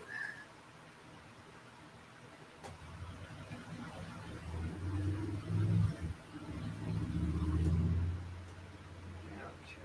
Yeah, let's see if I can't tension a little more even on this. Let's see. An individual pull on each thread.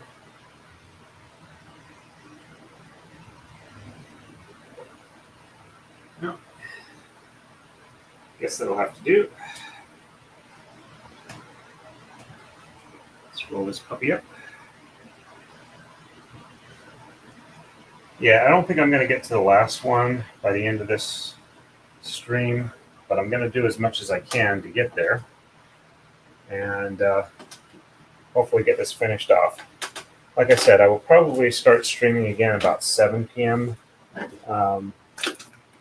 My time zone, 7 or 7:30. I'll check with my wife when she's planning dinner, and I should at least get it finished with the setup and be able to start actual braiding. Okay, so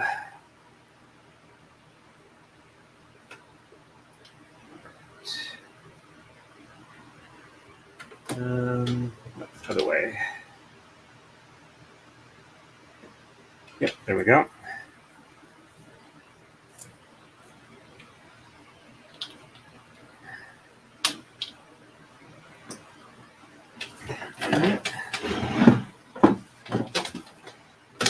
Okay, so we are, just make sure that I'm, looks like I got one too many, and nope, I just make sure that, so under 1, over 2, under 3, over 4, under 5, over 6, under 7, over 8, under 9, over 10, under 11,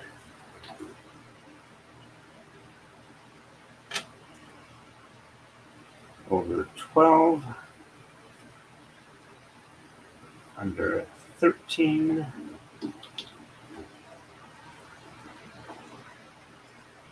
over 14, and under 15. There we go. Yeah, let's move the flag up to where it's supposed to be and make sure that it looks consistent with the weave. All right. And 1 off. There we go. That's all the way off. Only got 3 of them there. Okay. And yep. Pattern looks consistent.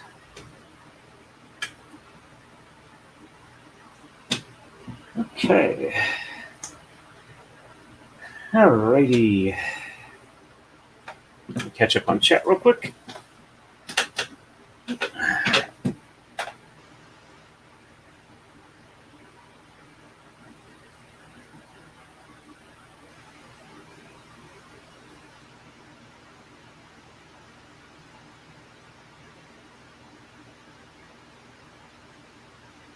Okay, catching up here, discussing Discord, children's age, okay.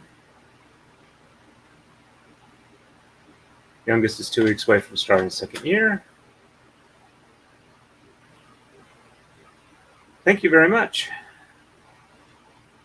At least I hope that was about me. If not, sorry for being so egotistical.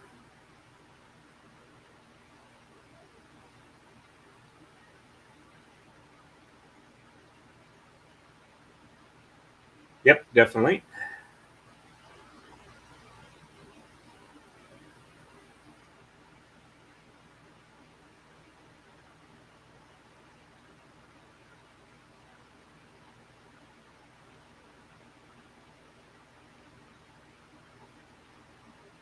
Sorry to hear that.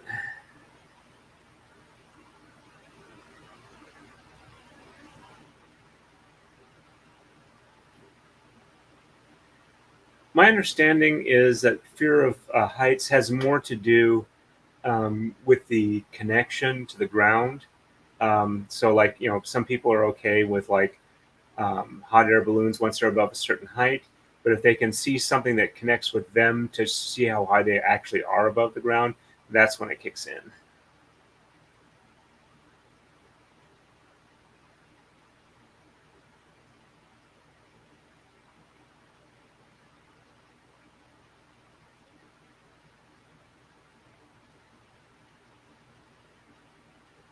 Sorry to hear it was stressful. Glad you survived the experience. Okay, so about ready to start in on the next one. Okay, just did a red one, so silver is next.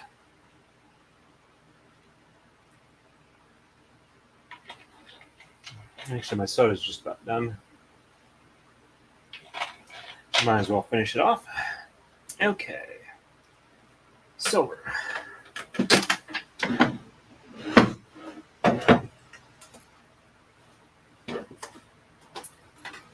Pre-stage the tama, do not forget that.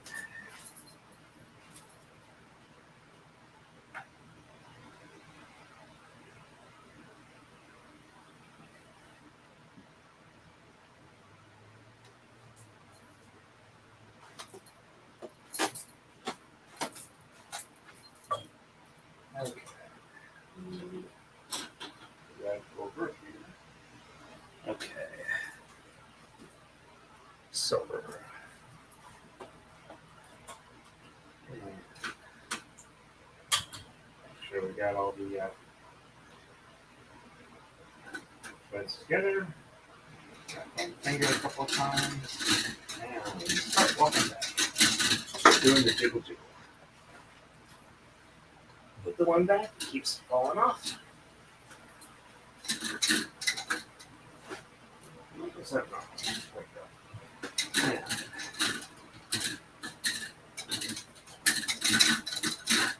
Jiggle, jiggle, jiggle. Which is kind of funny to me, but then again, I've watched from the squirrel.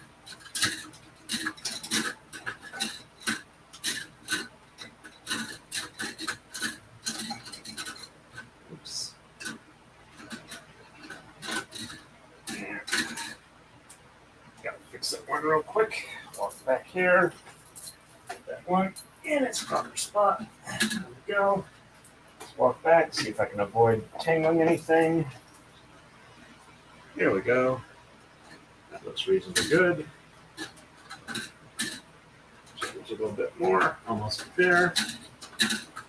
And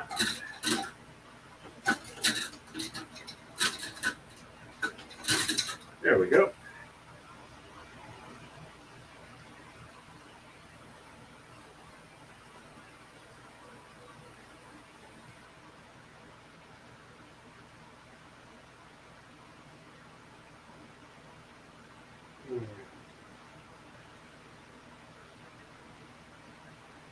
One.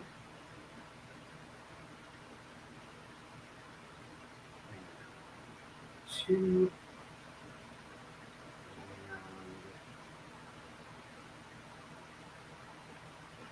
Three. There we go. Prep it for the walk back. And just tape it so it doesn't roll over on its own. And it's a little twisted, but reasonable tension. Even that's the tension. And flag here. Actually, I can probably split that one in half. Do just as good. There we go.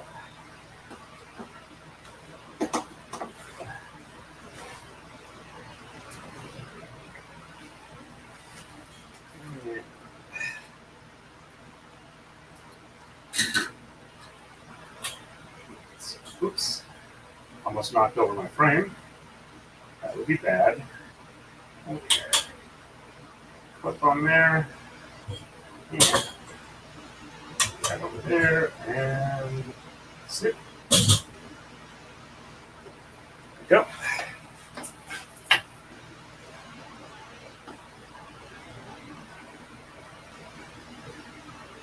Well, this is not my longest live stream. It's contender for like the top 3, I think. And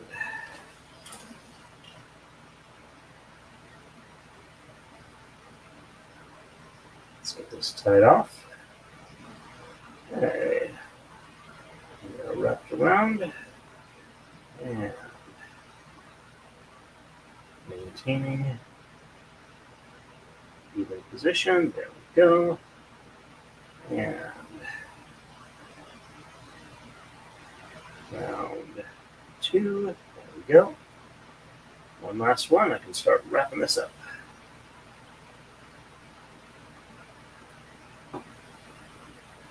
And there we go. Return that to proper position there. And we are reasonably tensioned. Well, not tensioned, but slack has been taken up. And hooks head knot in place.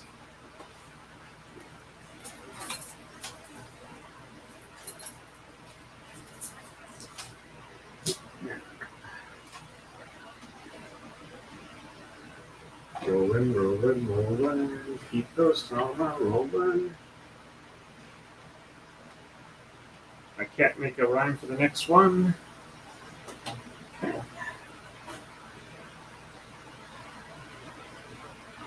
There we go. Now we swap the ends.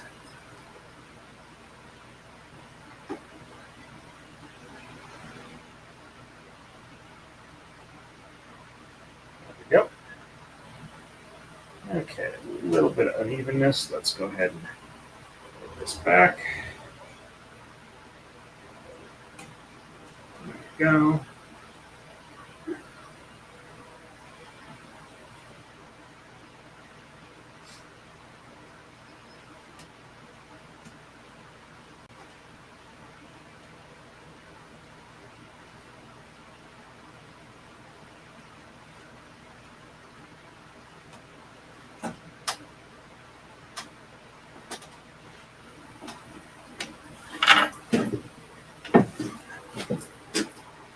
And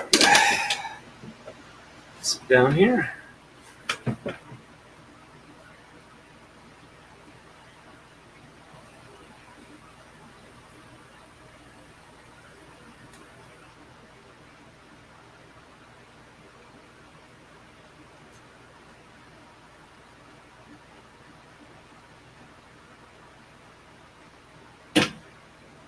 Oops. Grab the wrong one there. There we go. Well, I am 5'8", but my mother is 5'1". My dad is roughly 6 feet. Yes, he's actually like about a quarter inch short, but he never really seemed to let that bother him. Okay. So that's the direction there. Let's move this out a little bit. And under 1, over 2, under 3, over 4, under 5, over 6, over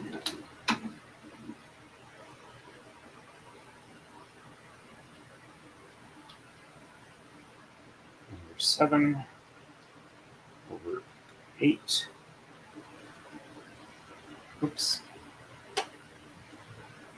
Helps if you don't grab part of the wrong thread, over 8,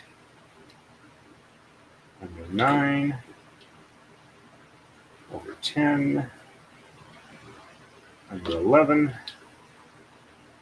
over 12, under 13,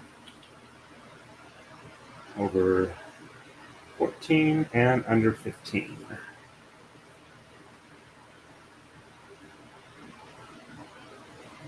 Okay, only 24 left to go.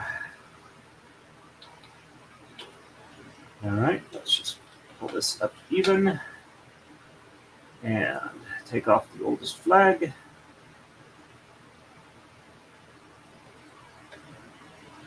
There we go.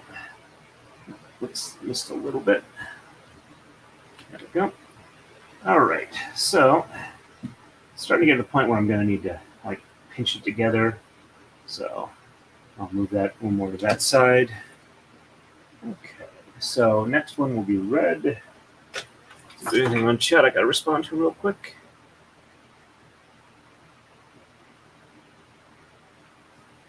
Okay, red is next.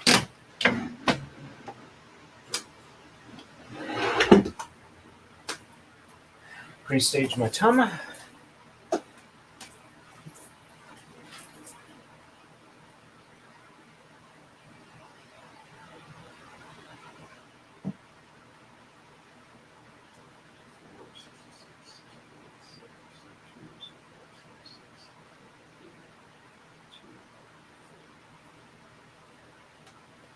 Okay, it looks like I was only one off then, but that's okay. All right, tongue is pre-staged. And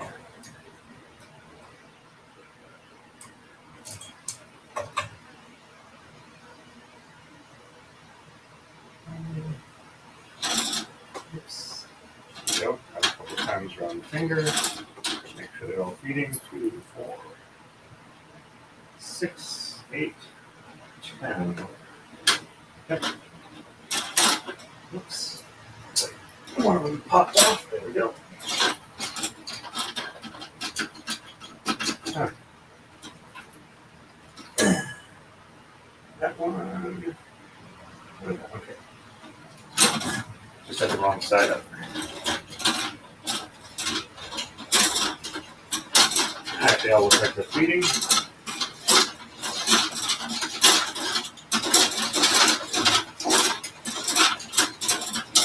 About a third of the way back.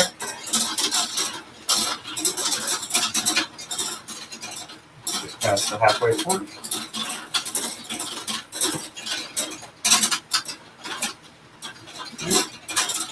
Two-thirds, maybe 3/4. Almost there. And one on top. Close enough. I'll fix that when I go back. Yeah. First, not tied.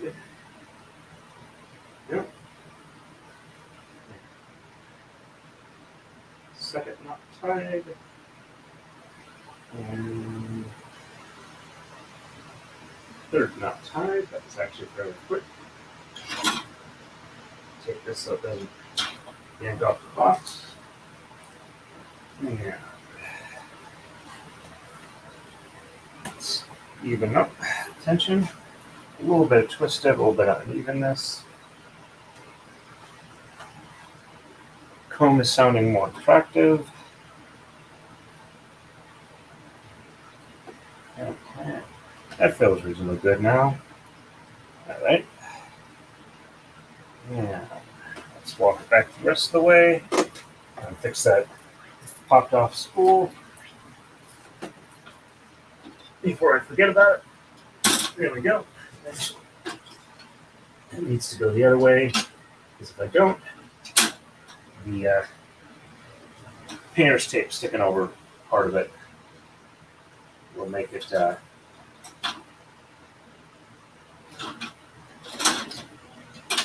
want to snag. Getting kind of tangled up at this end. Might do a loosening up. There we go. And should have them all nice tight grip. Snip. And okay. Leader on that snagged something. It went pop, but doesn't look like anything popped off, so that's good, I guess. And there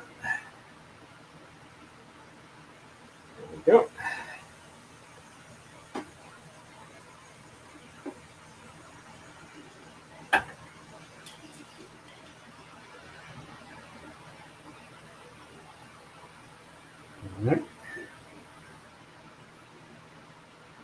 Let's go and do this without knocking it to the floor.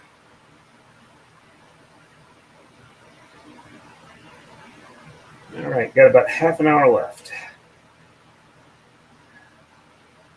Gonna see if I can get to 70. It should be theoretically doable, if not higher. Whoops. That missed one. So let's undo this without tying the knot. And try that again. Okay. All right, so I got all of them even. That's to the center. And there we go.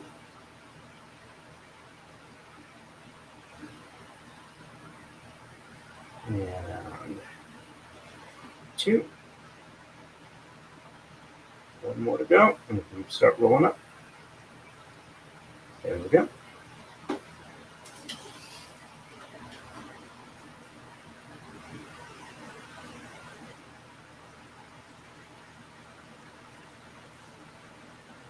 Okay. So lark's head knot on here. And start rolling it up from the other end.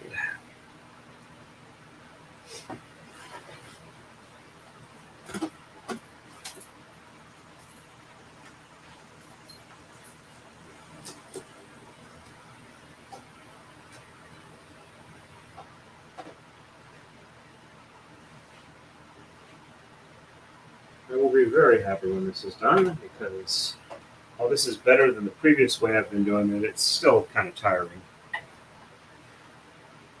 Oops, went too far. Okay, there's where I want my lark's head. I want to go all the way up to the flag. And there we go. Swap ends.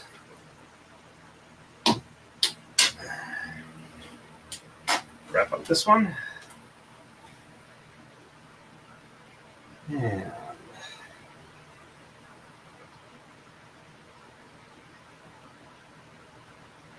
yep.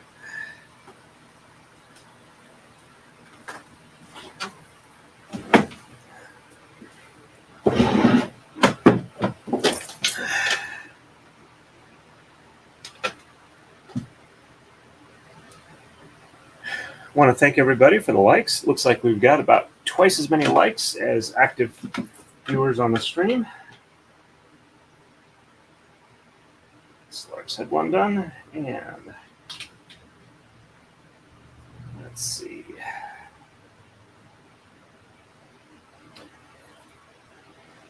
Other way. And yep, that's the way I want it. That's the way it should go. All right, let's catch up real quick on the chat.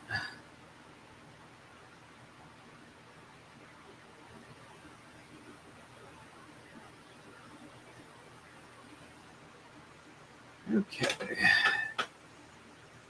4:17. Okay, I forgot I was a little bit late starting, so I might have to end sooner than I was thinking. Okay, so under, over, under, over, under, over, under, over, under, over, under, over, under, over, under, and over the last one. All right, so let's get this past the flags. There we go. And this flag up here. And make sure it looks good. All right. Yep. Looks good there. And looks like I missed tearing off a couple flags. So I'm going to tear 2 off this time. There's 1. And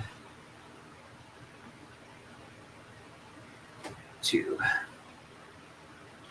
All right. So that flag's even there.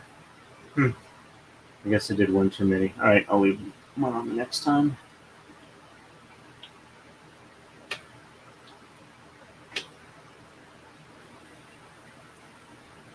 Okay. All right, so gray is next, or silver is next. Thank you very much, Gwen. You have a good one, Bane. Thank you, Kathleen. I'm going to try at least 1 more, and then I'll probably stop it. That'll put me at 64. Which is only 20 left to do, which should be doable in probably less than 2 hours. So I can definitely get it done if I start at 7. Okay. Pre-stage Tama.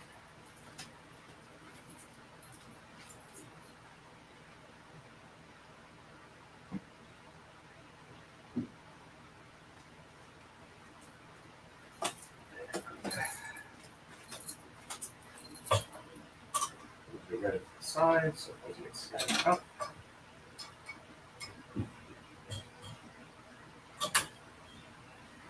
And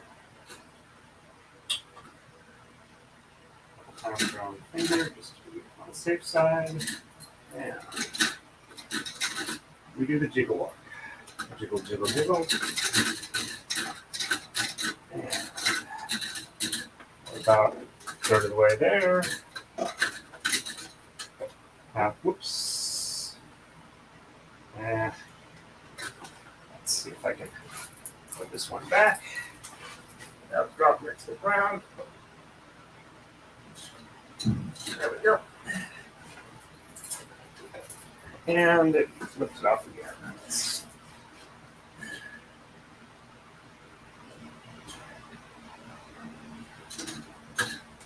Okay. All right, let's.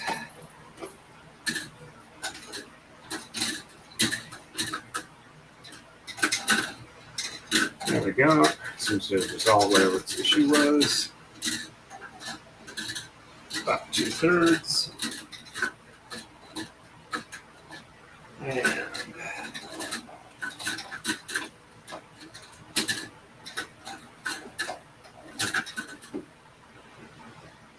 almost there.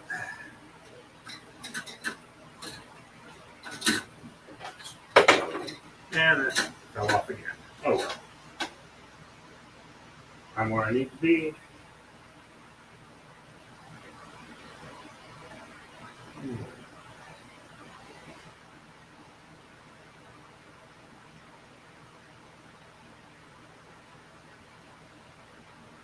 Go ahead and try this knot off real quick. There we go. And there we go. 1 more. And then I can start rolling or walking back, then rolling out. Getting ahead of myself. Okay. Ready for the brief walk back. This one is not horribly twisted. Walking back, pulling even. It's pretty good for the tension. There's a couple that are a little loose, so they'll need a little bit of walk back. Go. And we are getting there. Okay. We have walked back the thread far enough. Just making sure that everything is tensioned right. Okay. Clip on. And sit. There we go.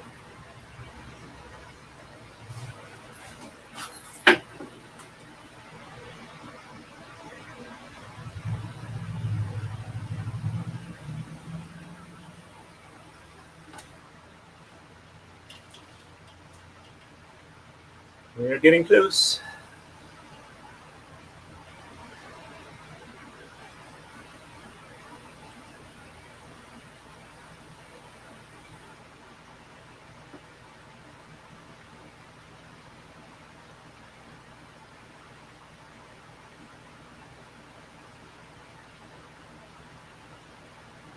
Go.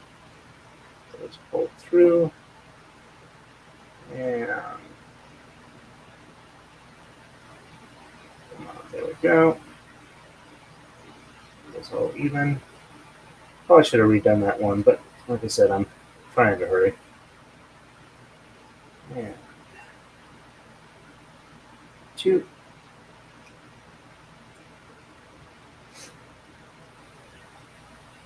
And 3. There we go.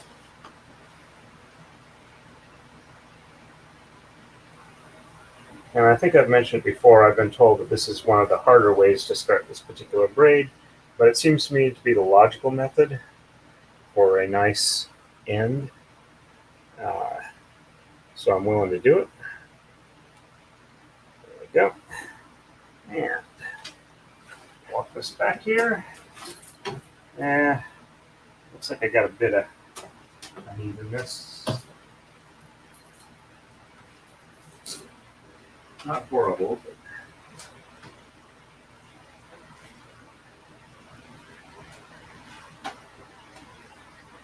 I'll probably unroll all the way to the end just to make sure it's good. And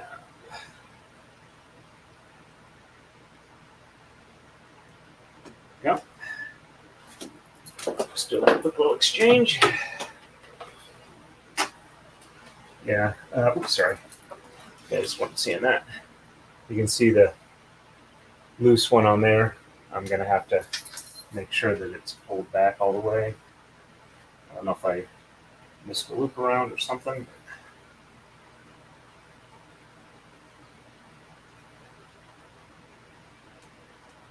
Okay. All right.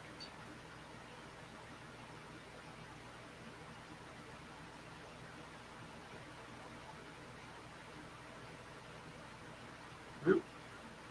It looks like it got evened up, but I don't have a loop on this end, so we'll call it good enough. And there's a little bit here.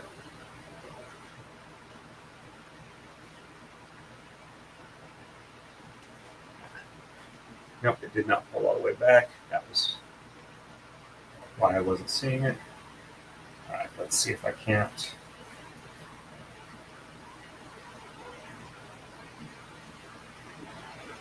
Figure out which one it is.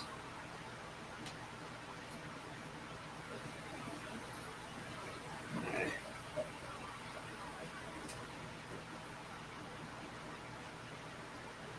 hate doing it this way, but let's try it one at a time. Under tension, it's even harder. So, 1,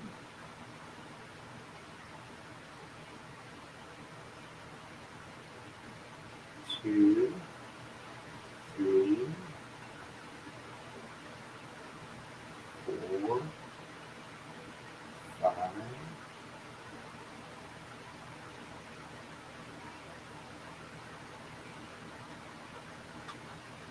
6, 7,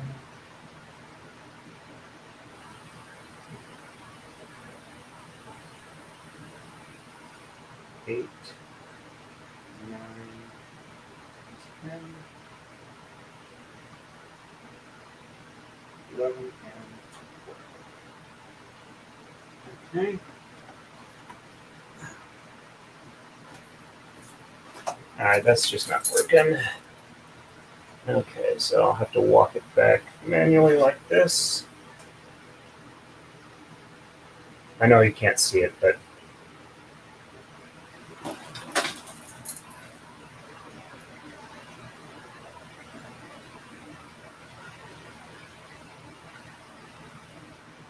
I'm trying to pull this loose one back, move up the tension. It's a little twisted, which makes it more difficult.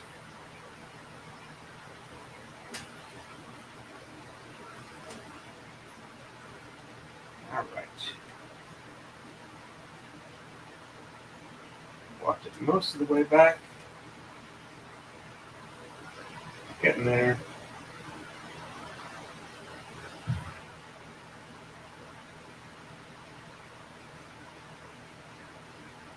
Being twisted is why I wasn't able to pull it back all the way. There's just too much friction in the threads. All right.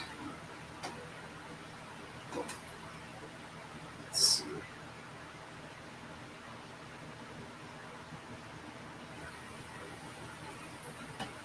Come on, you bastard.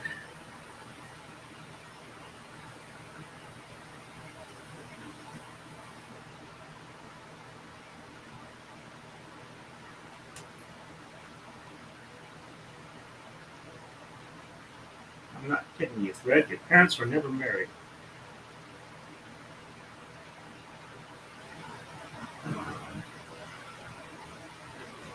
This is really annoying. All right, maybe I can pull them individually now. Oh, there we go. Finally. All right. Sorry this is taking so long, especially being visually uninteresting because you can't see what I'm doing.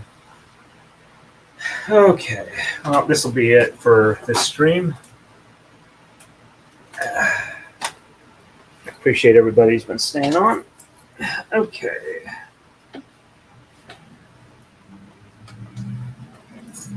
Lark's head knot on this end too. And okay.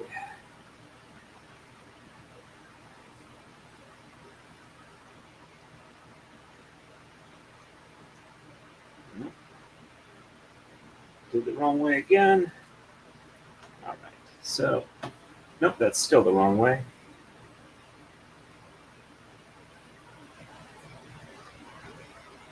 There we go. Alrighty. So we are under 1, over 2, under 3, over 4, over 5, over 6, under 7, over 8,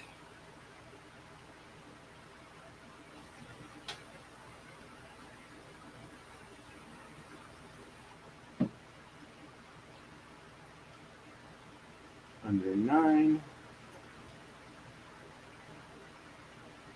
over 10, under 11, over 12, 13, over 14, over 15, and over 16. And put up the flags. Let's see. Roll that in just a bit more. Looks like I'm getting a little high on some of these. So drop that down just a bit and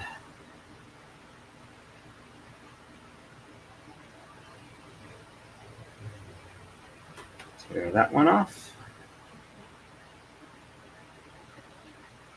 And tear this one off. Okay, so I'm down to 2. Alrighty. So 32, 64. Okay, all right. Let's see. Anything else that's sin? I'm glad you're able to join. I will finish this up in probably 1 to 2 hours tonight, starting about 7 p.m. Eastern Standard Time or Eastern Daylight Time. It's still daylight here, and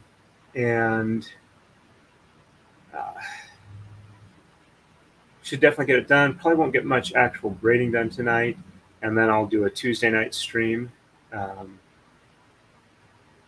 and we'll keep braiding from there. So thank you everybody who has been on here. We are 99% done, and well, not 99%, but we're really close. So I will run my errand, come back, and get the next stream set up as soon as I can once I touch base with my wife when dinner's going to be. So we will see you folks later, and stay safe and happy braiding.